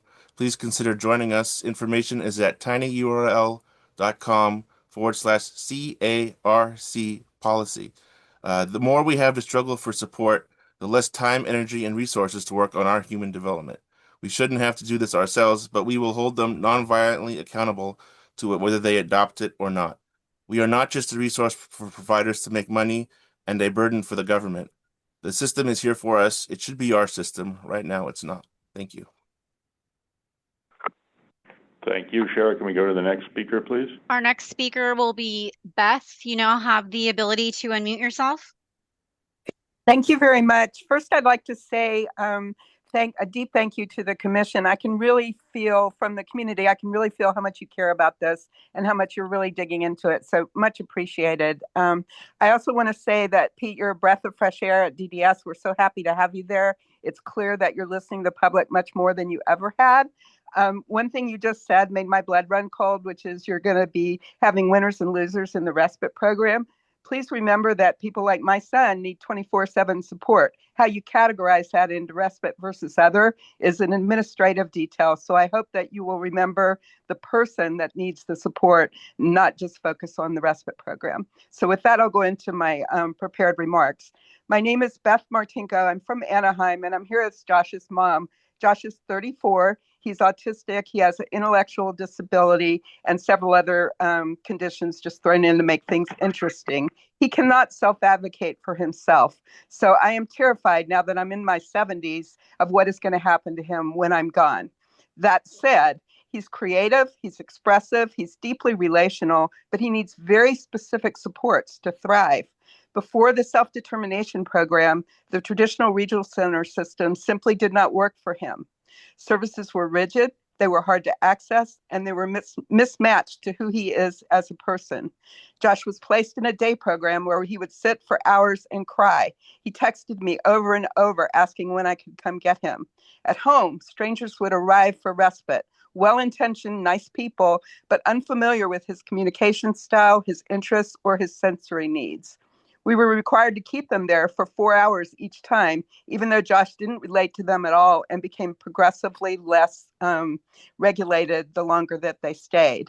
Instead of support, those traditional services caused regression. Josh became isolated, depressed, and angry. He wasn't living a life, he was enduring one. The self-determination program changed all of that.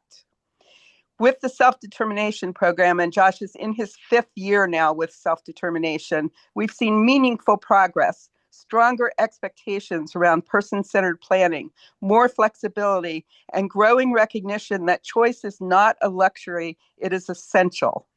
For families like ours, SDP made it possible to design supports around the person rather than forcing the person into a program. With self-direction, Josh has built a life that fits him. He contributes to his community. He provides employment for others. He's a published author. You can read his book on Amazon. He's pursuing a voiceover acting career. And most importantly, he is joyful, connected, and engaged in his own life. Is SDP perfect? No, of course not. Coordination burdens still fall too heavily on families, and approvals can be inconsistent. I'm sorry, ma'am, but your 3 minutes has expired. If you can wrap up, please. We want to get to other speakers. Yes, thank you so much. I will say that law that was vetoed had all the right changes for the SDP program. So really my request today is just to treat that program as the future. Thank you. Thank you, ma'am. Our next Sheriff, we can speaker go to will the next be speaker, please. Our next speaker will be Monica. You now have the ability to unmute yourself. Muchas gracias por la oportunidad, bastante impactada con todo lo que escuché. Soy madre de un joven con autismo de 16 años. Afortunadamente mi hijo está en autodeterminación, ha sido una gran bendición, pero también hay muchas barreras todavía que seguimos y muchas limitaciones, ¿sí? Quiero hacer un comentario acerca de algo que solicité. Yo solicité la compra de un iPad con su respectiva aplicación de comunicación para mi hijo, pero para el centro regional esta petición fue denegada, la solicitud fue denegada por parte de ellos porque ellos consideran que ellos no pueden proporcionar fondos para artículos que no se haya demostrado que contribuyen a aliviar la discapacidad del desarrollo. Ni que promuevan la adquisición o el mantenimiento de una mayor independencia. Esto es súper desgastante. Por $1,200 que están en el presupuesto de mi hijo, que fue lo que solicité para poder comprar esta iPad, mi hijo no es verbal, quiero aclarar eso, él no es verbal y es súper desgastante estar luchando. No les estoy pidiendo más dinero.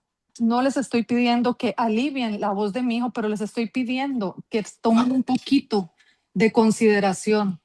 Y ya hemos tenido primero una reunión casual, una reunión informal, disculpe, 2 mediaciones y próximamente vamos a llegar a una audiencia. No entiendo por qué el centro regional pone tantas barreras. ¿Por qué nos ponen a nosotros a estar en estas luchas? Yo soy una madre que tengo ahorita una situación médica muy delicada y ellos me están mandando a buscar los recursos genéricos. Por Dios, o sea, estamos luchando por $1,200 y prefieren invertir el dinero realmente en cosas que en pagar jueces, en pagar el tiempo de todas las personas que llegan a estas mediaciones. Eso no es justo. Esto me ha llevado a mí a pensar que hay un abuso de poder, discriminación, porque siempre me siento que mi hijo está en desventaja por el solo hecho de ser un niño hispano, y eso no está bien, eso tiene que haber un cambio. Tienen que empezar a mirar, o sea, porque no es justo que siga habiendo tanta barrera y nosotros como padres tenemos que seguir luchando, y yo soy la voz de mi hijo no es verbal, y me gustó mucho, me quedé con una frase que dijo el joven en el comienzo, su testimonio, dice: cuando el sistema falla, las voces se silencian, y mi hijo tiene derecho a comunicarse. Mi hijo no está entrenado, tiene 16 años y él todavía no se puede comunicar. Yo hago llamado a ustedes a que de verdad tengan un poco más de compasión por todos esos padres que pedimos algo que ya está en el presupuesto, que dejen de estarnos poniendo tantas barreras, porque si este I'm sorry, programa de ma'am, your time autodeterminación... has expired. Your time has expired. Can you please wrap up so we can hear from other speakers? Sí, gracias. Thank you. Thank you. Our next speaker is simply called iPhone. You now have the ability to unmute yourself.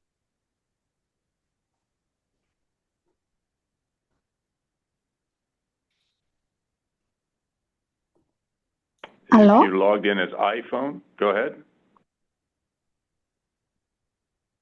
Please go ahead. We can hear you. Sí, buenas tardes. Gracias por la oportunidad. Yo tengo un hijo con Harbor Regional Center. A él le han negado 7 servicios. Estoy actualmente en 7 audiencias. Para mí esto ha sido muy estresante.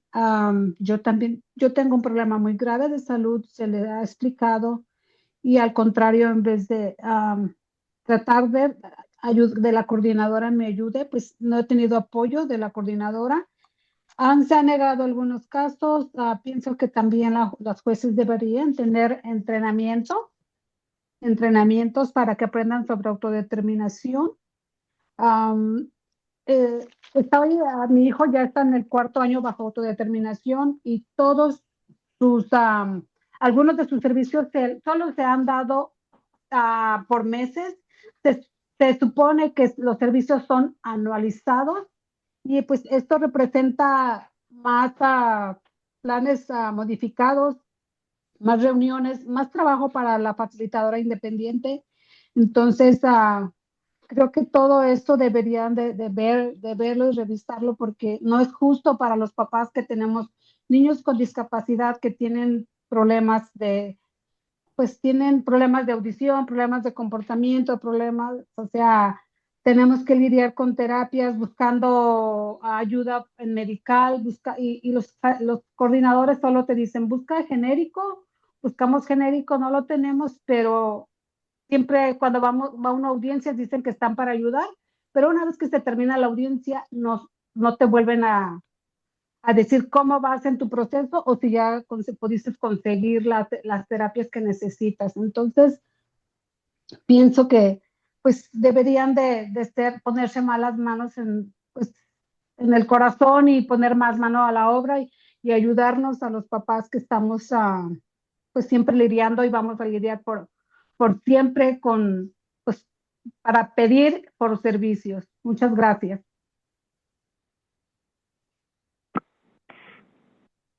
Sheriff, we can go to the next speaker. Thank you. Our next speaker will be Oscar Mercado. You now have the ability to unmute yourself.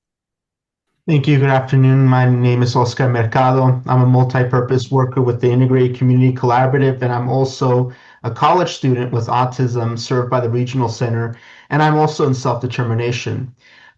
Hearing from previous testimonies, Judy Mark and William de Rosario, I appreciate their testimonies, especially when they were talking about having access to timely and necessary services. It should not be an uphill battle. From my personal perspective, the original intent of the Latterman Act is to uphold and protect the rights of people with developmental disabilities and to receive person-centered services when they need them. That vision becomes very difficult to realize when the very systems that are promised to provide those services are starting to create complications, whether through unnecessary referrals for simple service adjustments or through practices that intimidate families who wish to transition into programs like the self-determination. We appreciate the existence of the system, don't get me wrong, but it should not be a culture of compliance over a culture of support. A system designed to serve must actively work to simplify processes and remove obstacles so that individuals and families can access the services they require without fear or without delays or without confusion.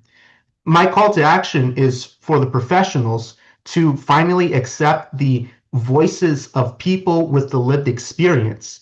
We appreciate and we acknowledge that professionals in the system, whether it be the medical fields, the regional centers, direct service providers, people in finances, have those degrees and have that professionalism and experience, but it cannot be tailored and it cannot assist individuals if they do not take into consideration that lived experience from people who actually know what they're talking about when it comes to their own lives, because people are the authors of their own lives and they know what the barriers are on the grassroots level from the foundations of community basis. So I ask that moving forward, systems, regional centers, the departments that serve us take into consideration our families, our individuals, self-advocates, the voices from a grassroots level, so that way we can improve these systems and truly uphold the vision of the Letterman Act. Thank you.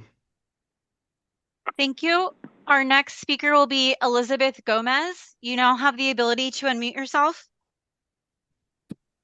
Hi, yes, good afternoon. Actually, this is Fernando Gomez. I just was not able to rename my participant name here, but I'm also, in addition to a dad of two individuals served by the Regional Center System, a co-founder of the Integrated Community Collaborative, a nonprofit community-based organization that's composed of individuals served by the system, as well as the parents and part of the support staff. I'll be very brief, and today I just wanted to make some comments in regards to the conversation centered around the boards. In my opinion, and as a former board member and former board chair for my regional center, and also a board delegate and board chair for ARCA, I believe that there has to be a profound reform of that whole board process. Even though there's differences of opinions, I know that there is a strong influence on who gets on that board. Many board members today are what I consider to be career board members. They've served 3, 4, possibly 5 terms, even though you can't do it consecutively. You serve your 7 years and then you take a year off and then you come back. But there's always a spot and a place for them. All that work and the effort is appreciated, but I think that reform that needs to happen has to open the changes that need to be incorporated into the boards, and primarily the ability to hear from the community. The community today, as you hear all these concerns and comments, should be able to engage the board, and the board should be able to help address or talk to these issues and questions, but that's not a possibility today. In addition to that, I think if the commission can take a deeper dive on the role that the board delegate plays at the ARCA level, I think that can be a very beneficial and productive position as well. I'll stop here because I know that you have many hands, but thank you to all the members of the commission and individuals who testified today. Thank you. Our next speaker will be Carolina Arzate. You now have the ability to unmute yourself.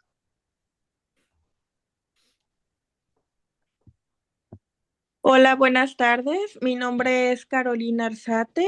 Soy madre de 2 niños con autismo, clientes del Centro Regional Valle de la Montaña. Mi principal comentario, escuchaba a un comisionario que le preguntaba al señor Cervanca cómo va a la autodeterminación. Como madre y parte de la comunidad, le puedo decir yo que la autodeterminación es el futuro para nuestros niños. El acceso a ella es el camino hacia un mejor futuro para nuestros hijos.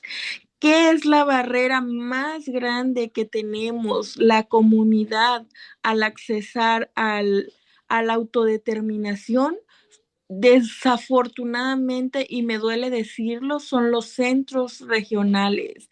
Los mismos centros regionales son la principal barrera en que una persona con discapacidad avance.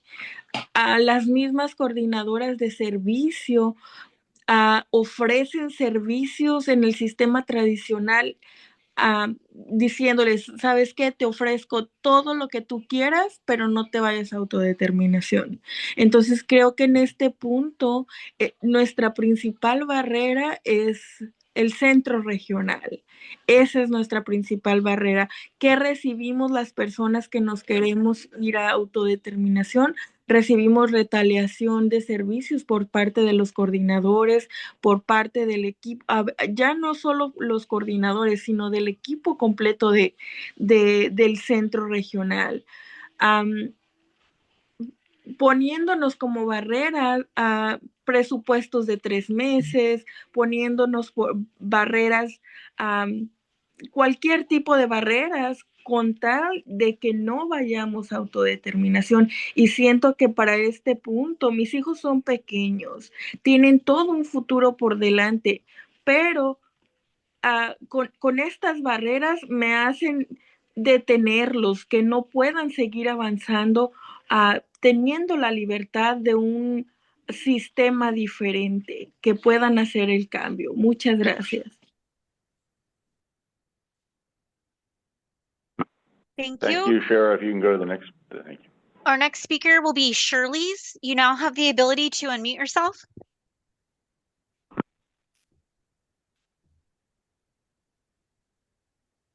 Buenas tardes. El espíritu de la ley Latterman es claro. Las personas con discapacidad del desarrollo tienen derecho a recibir servicios y apoyos que promuevan su dignidad, su independencia, su inclusión y la oportunidad de vivir una vida plena en la comunidad. Estos servicios no son favores, no son beneficios opcionales, son derechos legales que deben brindarse de manera oportuna, equitativa y centrada en la persona.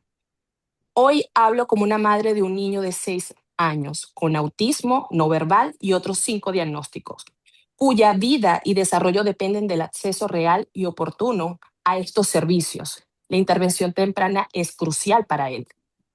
Nuestra vida es una travesía para accesar a servicios en el sistema tradicional y a los llamados recursos genéricos. Ha sido larga, confusa y profundamente desgastante. No porque falten leyes o programas, sino porque el acceso real muchas veces depende de una opinión o una interpretación personal que responde a una decisión administrativa para negar o no autorizar apoyos, aun cuando las familias documentamos, presentamos evidencia claramente que demuestra la necesidad, las metas que se van a lograr y el beneficio de este servicio solicitado. Mientras tanto, las necesidades de mi hijo y de muchos están esperando y el desarrollo de él no se pone en pausa, mientras los sistemas se transfieren y se tiran la pelota en responder y en retrasar respuestas que impactan directamente su programa y su bienestar. Acceder a los servicios no debería sentirse como una lucha constante, ni como un privilegio reservado para quienes saben navegar el sistema. Debería ser un proceso claro, humano y verdaderamente centrado en la persona. Hoy alzo la voz no solo por mi hijo, sino por muchas familias que se quedan en el camino.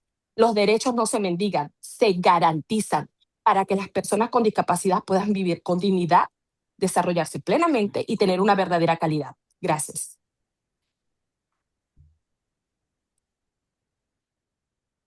Thank you. Sheriff, Our next speaker will be Lulu A. You now have the ability to unmute yourself.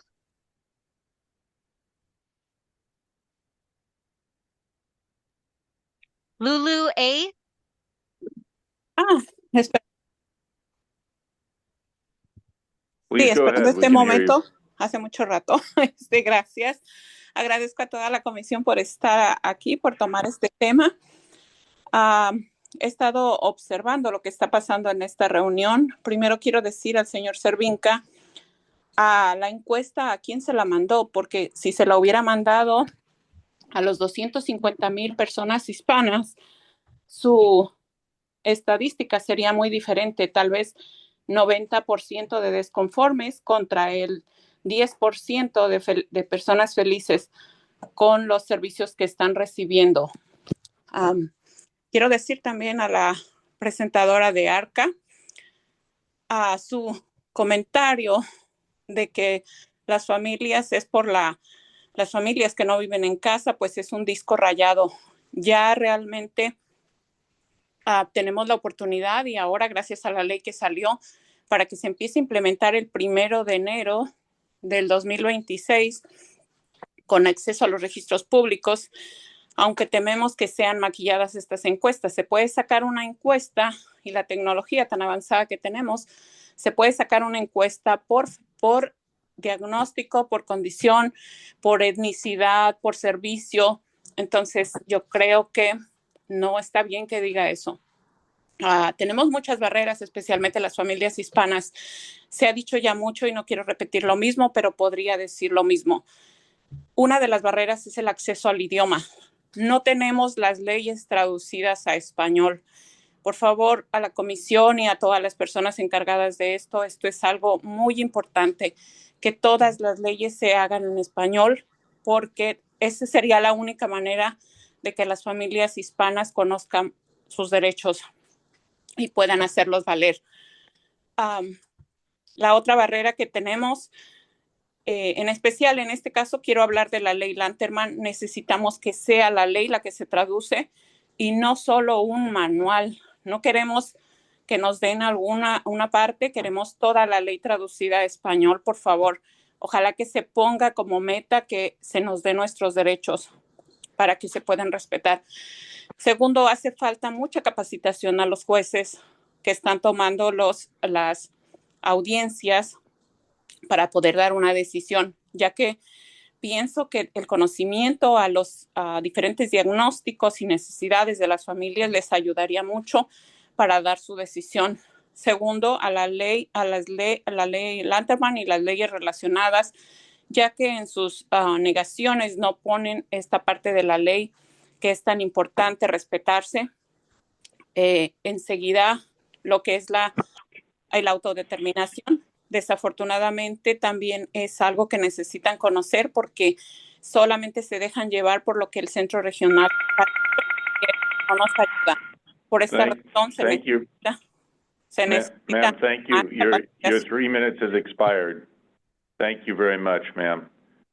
If we can go on, Shara, to the next speaker, please. Our next speaker will be Veronica Garcia. You now have the ability to unmute yourself. Hello, can you hear me? Yes, we can. Yes, we can. Yes, I'm gonna speak in Spanish. So if you like, muy buenas tardes, mi nombre es Verónica García. Yo tengo una niña de 10 años que nació con síndrome de Down y ella es cliente del Centro Regional de San Diego. Nada más les quiero decir que por años tuvimos mínimos servicios, respite 4 horas, hasta que encontramos a una asociación de padres que nos ayudó a ver lo que los servicios del centro regional. La autodeterminación no se ofreció nunca para mí y cuando yo pregunté me dijeron que estaba muy difícil. Ahora que mi hija está en la autodeterminación, me llevó mucho tiempo y me llevó mucho esfuerzo, pero gracias a otros padres que nos informan, porque a veces el centro regional no nos informa acerca de esto, he podido tener a mi hija en la autodeterminación y le quiero decir que este servicio ha sido de bendición, pero con mucha dificultad. También le quiero decir que también los centros regionales no pueden estar pasando a las familias a la autodeterminación con mínimos servicios, con budgets chiquitos, porque no es cuestión de estar pasando familias rápido, sino que realmente cubran las necesidades de los niños. Les agradezco que estén tomando en cuenta a la participación de los hispanos y lo que dijeron acerca de que los hispanos no nos interesamos acerca de los servicios de nuestros hijos. Sí nos interesamos, necesitamos información de estos servicios. Necesitamos que las coordinadoras nos digan qué es lo que está available. Cuando ellas vienen a nuestra casa, no nos dicen puedes tener este servicio, puedes tener otro. Nos encontramos a través de otras asociaciones como DBU, como ICC, que nos han abierto los ojos a nosotros para ver los servicios que hay. Yo les agradezco que tomen en cuenta mucho también a la comunidad latina y que no piensen que somos callados y que no nos interesa la vida de nuestros hijos y sus servicios. Al contrario, queremos hacer un cambio. Ahorita, mi hijo, tengo otro hijo que ha sido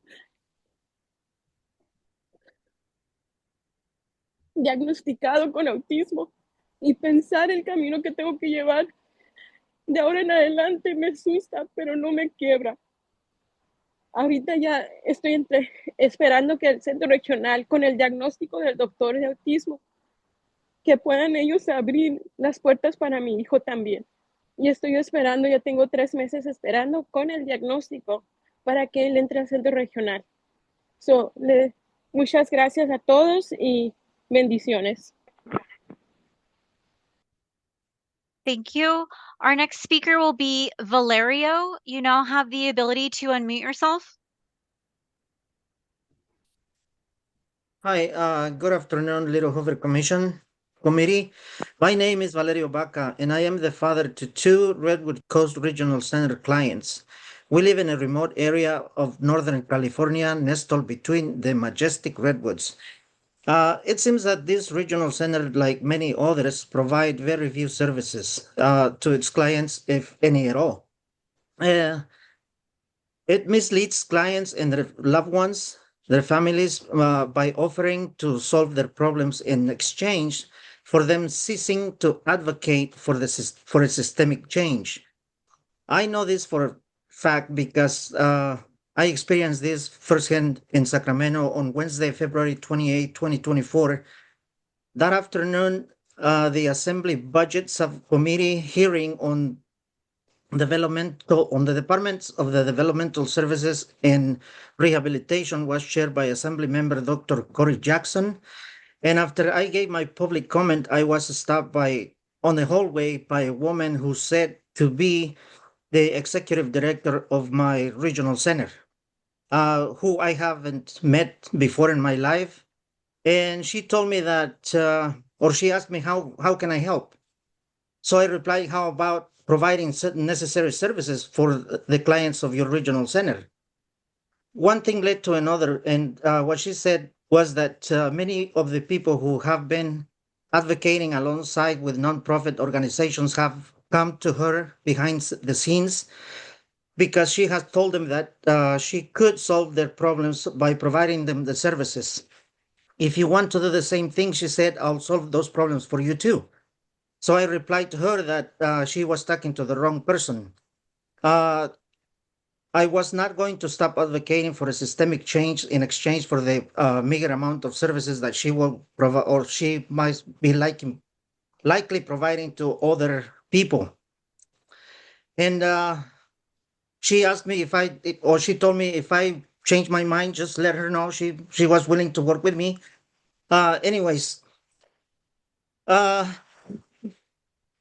believe that the regional centers need to be held accountable for what they do and what they don't do. And I hope that Little Hoover Commission can use its power to implement the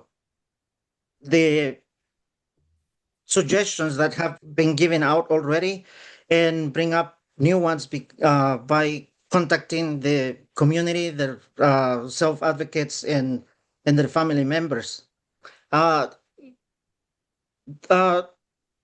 Amy Wesley was saying that we have the Hispanic community keep their families or their family members living in their homes for longer, and that's why they don't get services. But we don't.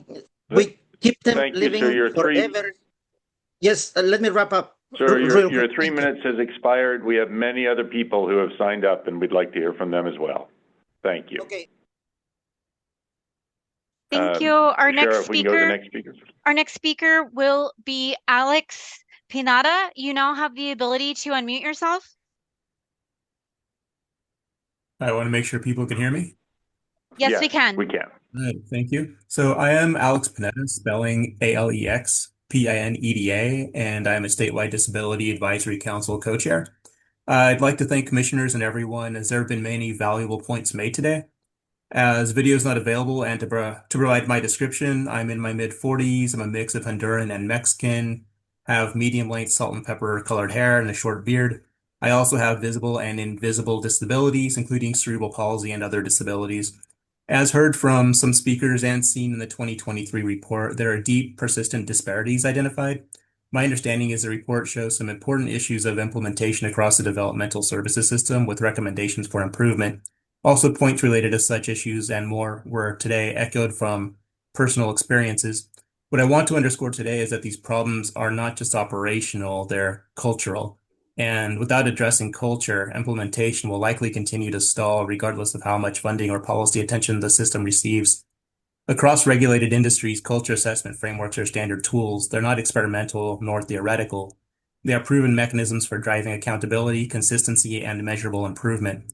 California has seen such use for safety, ethics, and organizational performance. But unless I am wrong, the same rigor has not been applied to disability culture, and that gap is a barrier to progress. Similar to existing implementation on regulated industries, a holistic approach through an overarching statewide disability culture assessment framework would give us what we currently lack, which is a structured way to measure values, behaviors, and inclusion. It could provide insight across agencies and regional centers. For example, it would allow quantification of whether people with disabilities actually experience equity, not just whether policies exist on paper. And it would give leadership the data needed to correct disparities that have persisted for decades. If we want implementation to succeed, we cannot rely on procedures alone. We need a culture framework, the same kind of framework that has transformed other sectors. Disability culture deserves that level of seriousness to improve the services and system that are there for those that exist to serve and help.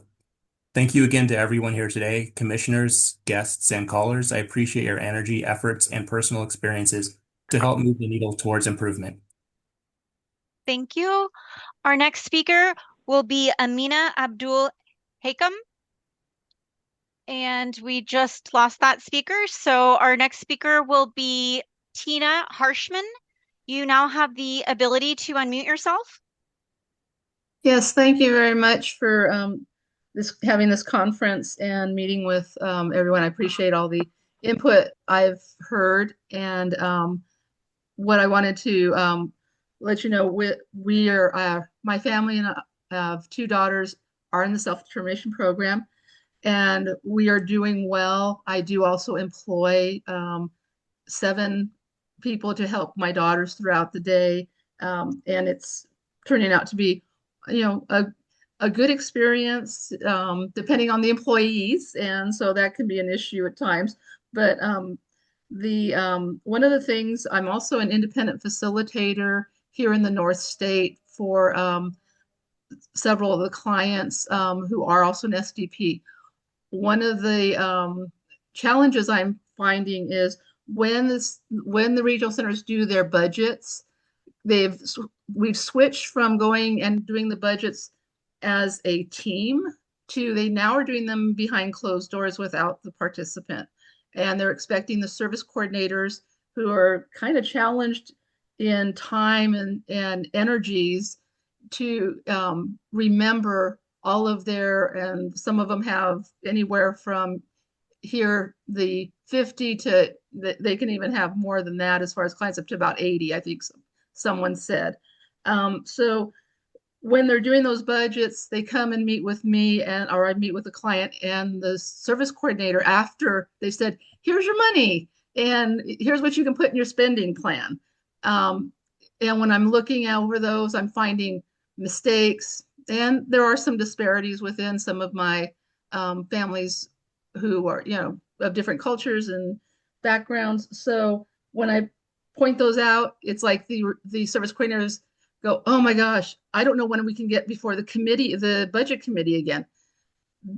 That's something I would like to definitely see changed up in this area. We should never be having these budget meetings without the participants. That saying of about us, you can't have meetings about us without us, and that's kind of taking place right now. So But it just sounds like in general, we maybe need to have the Hoover Commission look specifically at self-determination. It's working well for a lot of the families, and we are getting good results up here in the North State, but it's still a challenge of lack of service coordinators and just time frames. So things are dragging out a little bit, but and also if people want to go to their advisory committees for self-determination, each regional center has one of those, and that's a good place to get in their public speaking time and say, what they or tell them what's going on for their lives and what can be improved.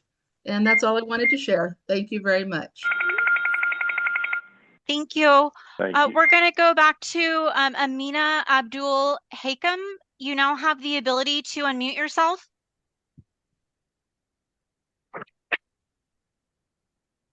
Can you hear me okay? Yes, we can. Yes. My name is Amina Abdul Hakim. I am a Black African-American mother with disabilities of a 25-year-old son, Donjay, who is on the autism spectrum, the co-chair of the Inland Regional Center Self-Determination Advisory Committee, an independent facilitator ventured across more than half of California's 21 regional centers. And I come from a background in government and nonprofit work. In these capacities, I assist and advocate for numerous individuals and families, both of color and not of color, across the system. Racial and ethnic disparities in this system are real, measurable, and enduring. They are lived daily by people of color. The Self-Determination Program, or STP, is the first time many of us, families of color, have received any services or have been shown services that should have been available to us for years. Before STP, we had no transparency and reasons to distrust the system that had failed us over and over again.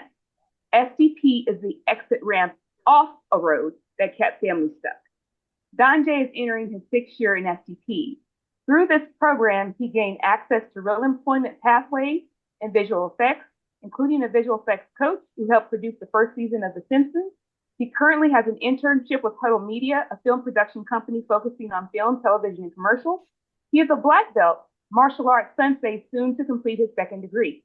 He has a driver's license. He has a life coach who is also a comedian and actor passionate about working with individuals on the autism spectrum. He has a fitness instructor, social coaching that he enjoys on an avatar-driven platform, and a personal assistant who also has a background in film and television. He spends time with friends and is comfortable making new ones and other meaningful connections. He travels.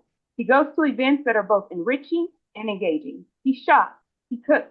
He embraces his autonomy and agency. He chooses who provides the services instead of being told, these are your options. This includes providers and employees who understand cultural sensitivity and who embody diversity, equity, and inclusion. Equity should not require a key. It should be the floor. And while we know there is still work to be done to reduce racial and ethnic disparities, what we no longer have to wait for is a vehicle to help us get there. And that vehicle is STP. Thank you. Our next speaker will be Eric Devizin. You now have the ability to unmute yourself. Yes, can you hear me? Yes, we can. We can. Okay, thank you. Good afternoon or good evening, members of the commission and participants. My name is Eric Devizin, and I'm a commissioner for the Community Action Partnership. I'm also co-chair of the Riverside County IHSS Public Authority Advisory Committee, and I'm also a doctor of public administration student at California Baptist University. So today I'm speaking to address a critical concern regarding administrative erasure in the implementation of the Letterman Act. So during today's testimony, we heard a narrative of progress that focused almost exclusively on demographic binary. However, the data reveals a significant 29% gap in oversight narrative. So while 10% of these were served are Black, 7% are Asian, and 3% are Filipino, these 145,000 Californians were largely statistically invisible in the implementation metrics discussed today.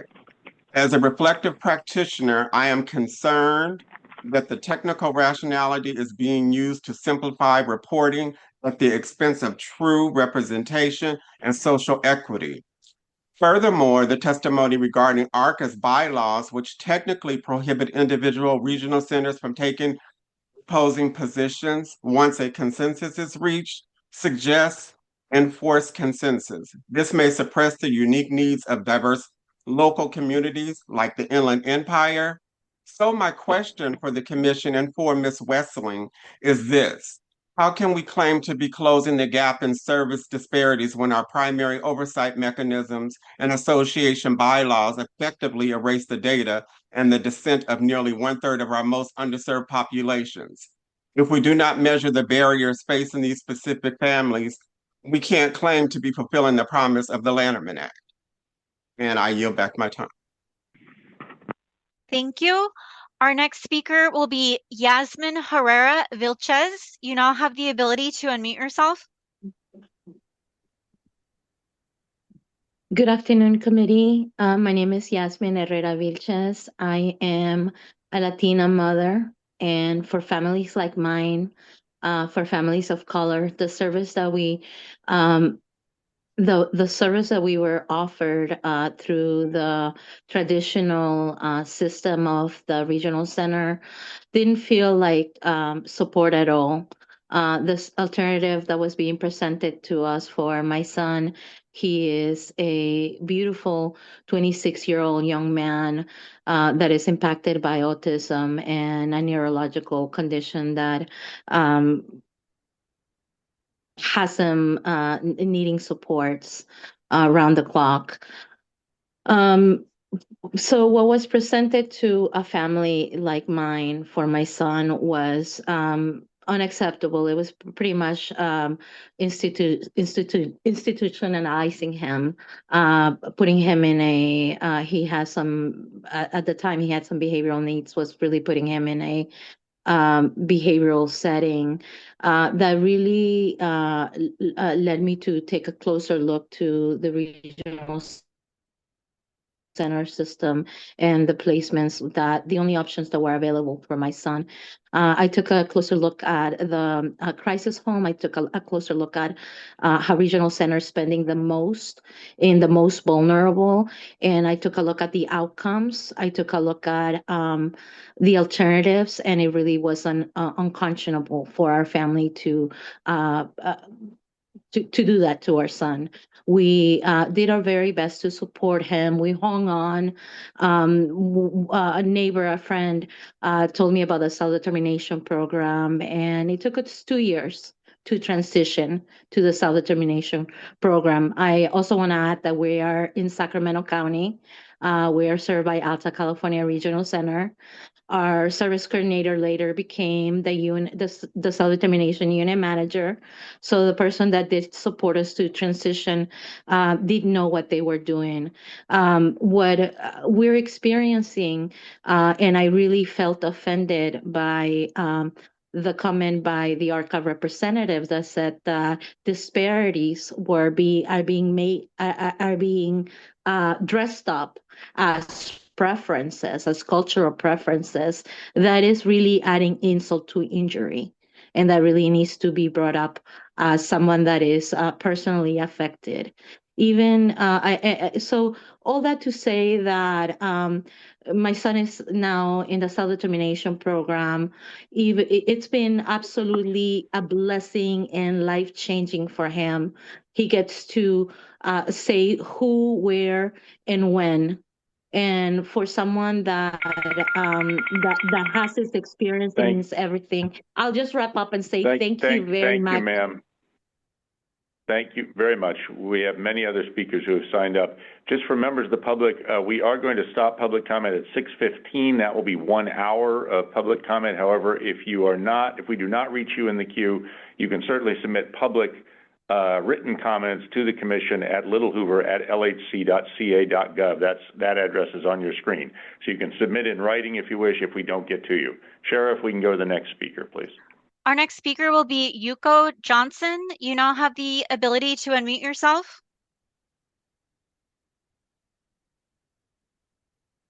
Yuko Johnson, can you go ahead? Hi, good evening. I appreciate being heard. I apologize because I'm not polished in my delivery as the other former speakers. I am a nurse of 32 years, and 22 years of that my service was with working with children in special education, but primarily in early start.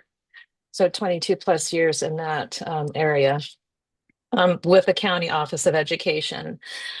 I appreciate the last individual who spoke about cultural preferences. And it concerns me because what I also heard is that part of the TA that was offered to regional center providers was cultural humility and implicit bias. I would like to know how it is that they're measuring whether or not those in services made a difference, and how it is that they are infusing that within the culture of each regional center.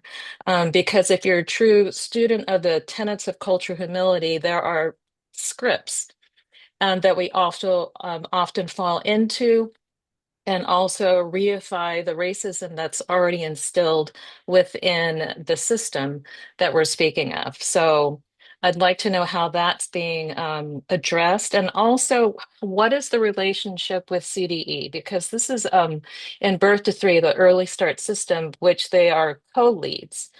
And in the past, as one of the commissioners said, relationships take time to build. And there's been enough time where people have left in administrative positions and so on and so forth. So I know for myself, I saw the relationships change, which are impacting services directly to providers, or not to providers, but to families. So I'd like to hear more about relationships, interagency collaboratives, strengthening that, because again, this isn't a standalone mission. It requires the unification of many agencies, individuals, and government entities. And with that, and also what is the data that's being shared across systems too, because that is something that is lacking. And if we truly want to see if the needle's being moved, that's certainly something that we need to think of in terms of data systems. Thank you. Thank you. Thank you. Our next speaker will be Dee. You now have the ability to unmute yourself.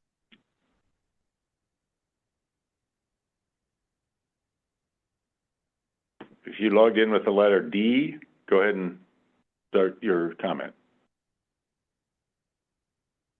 Cheryl, let's go to the next speaker. The next speaker will be Jacqueline's iPhone. You now have the ability to unmute yourself. Jacqueline, Hello, go ahead, please. my name is Wen Martinez. I am 13 years old, and I want to share that I was nonverbal and started communicating at age 7. However, from ages 3 to 8, I didn't receive any services, which affected my ability to have a decent life. I also want to tell you that I depend solely on my mother, and it's behavioral. I struggle with the region sector to get the services I need.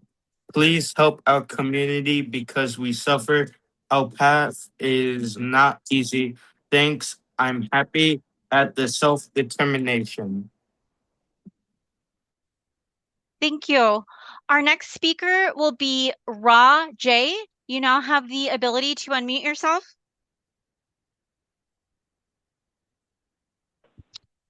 R-A-J, you have the ability to unmute yourself. Go ahead. If you're logged in as RAJ, go ahead.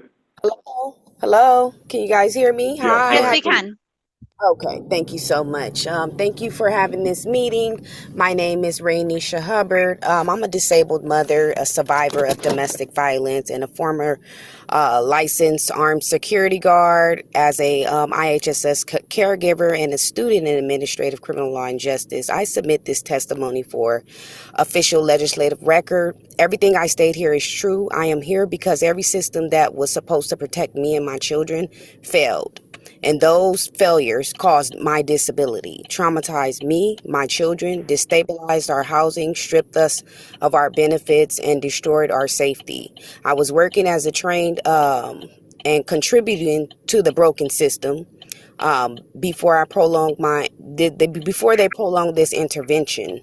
I've been fighting these systems for 9 years, going through every lawyer, the Los Angeles dependency lawyers, children's law center lawyers. They prolonged my case for years without reasonable accommodation. I was forced to simultaneously navigate it through DCFS, dependency, court appointed attorneys, LAUSD, special education IEP systems, regional centers, housing authorities, including HACLA, SSI, SSDI, IHSSS, CalWorks, CalFresh, and child support, all while parenting traumatized children and surviving domestic violence. Medical science is clear. Chronic toxic stress alters the brain, nervous systems, and immune systems, causing PTSD, impairment, chronic illness, and permanent disabilities. The state created this condition that disabled me, then used my disability to deny me help.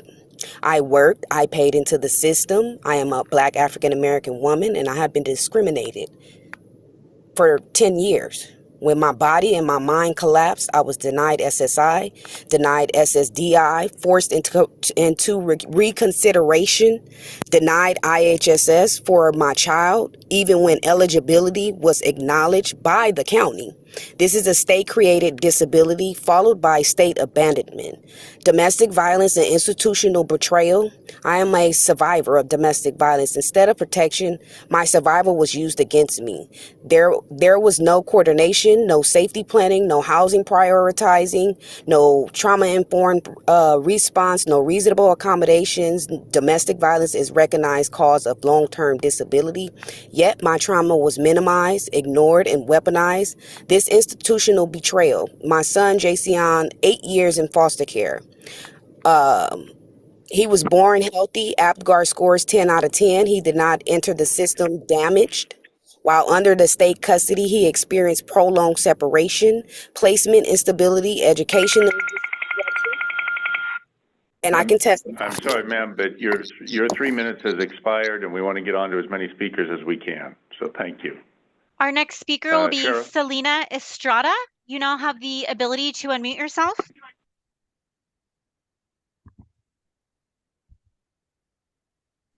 Selena Estrada, Hello. go ahead. Hello, good Go ahead. afternoon. I'm not sure if everybody's able to hear me. Yes, we can. Okay. Hi, good afternoon. My name is Selena Estrada. I'm a mother of 2 clients that are served by East LA Regional Center. Gosh, where do I start? When my daughter first was diagnosed at a young age of 2, almost 3 years old, I was lost. I didn't know where to start. Thankfully, there's a parent group who helped me navigate the system, helped me navigate the regional center system, helped me help me navigate IHSS, help me navigate the school system, the IEP system, all of these systems in which the regional center service coordinators are supposed to be helping, and they do not. Luckily, because of the parent group, I was able to get regional center assistance. I was able to get IHSS because the service coordinators were just saying there's generic resources, but they were not helping. When I asked for a letter or I asked for help, they said, oh, we have a group that can help, and no one helped. No one. And I had to go to different levels. I had to go all the way up to speak to Pete Cervenka, went up to Sacramento. I yelled in every direction that I could possibly get just to get help for my daughter. Now, 2 years later, now my son is still in the same system. My daughter is in the self-determination program, and I can say that this program has been life-changing for my daughter. My son is now in the traditional program, and I'm looking and in the process of getting into the self-determination. Now, there was a comment that was said that I don't know, makes me feel very uncertain. But the FMSs that allow protection for employees, for us to, as parents, to be able to help find and get the right support that our children need. Because let me tell you that some vendors that the regional center offer as services are not sufficient, and they don't have the proper people who are supposed to be helping our children with behavioral issues, like self-injurious behavior issues, be able to be out into the community. And again, I can't say this more times. I'm very grateful for the parent organization ICC, because they opened the doors and they opened my eyes to services, like simple services like respite, like personal assistant, that we should be able to be able to get our little ones out into the community. And so I just want to say thank you so much for taking this time to listen to me. Thank you, ma'am. Your 3 minutes has expired. Sheriff, we can go on to the final speaker. The final speaker will be Mari. You now have the ability to unmute yourself.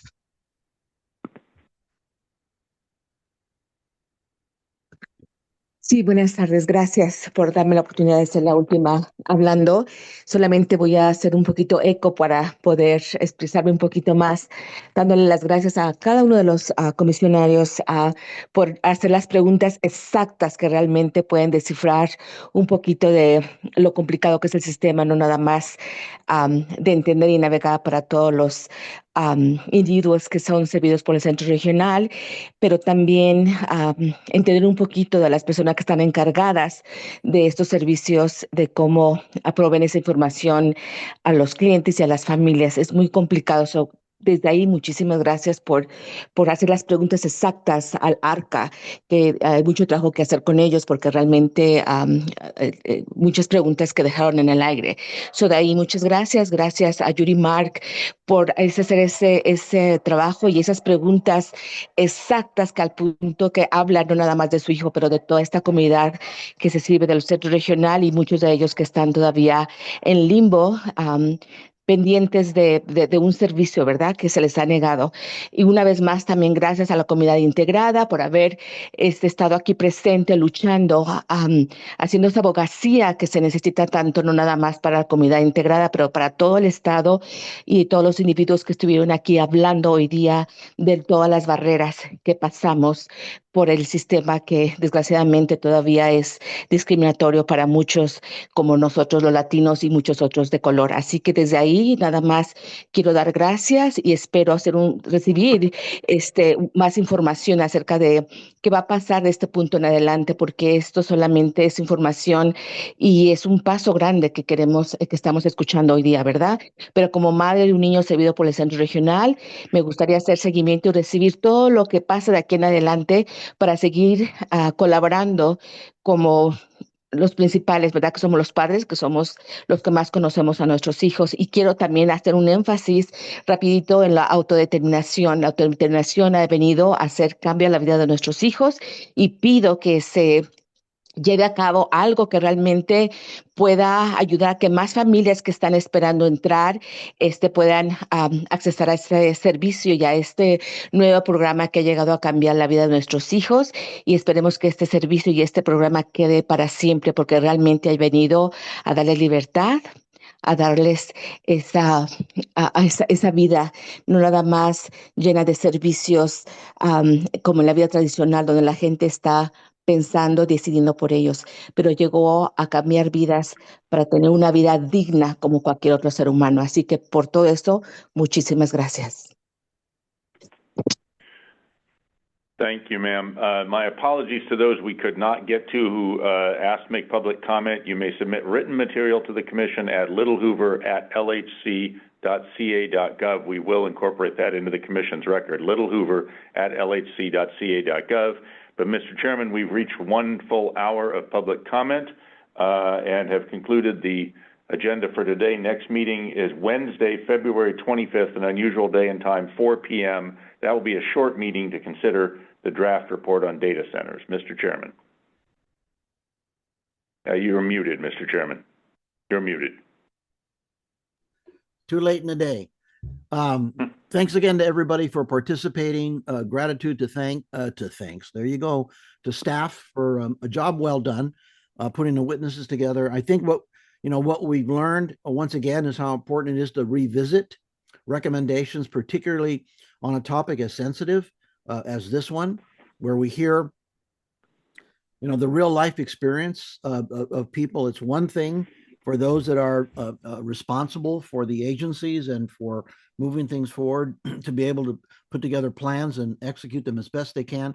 But the proof of the pudding is what happens when we hear from people who are essentially the customers and the recipients of those services. So thank you all. Thank you to our interpreters for participating and offering that particularly important service. See you next meeting.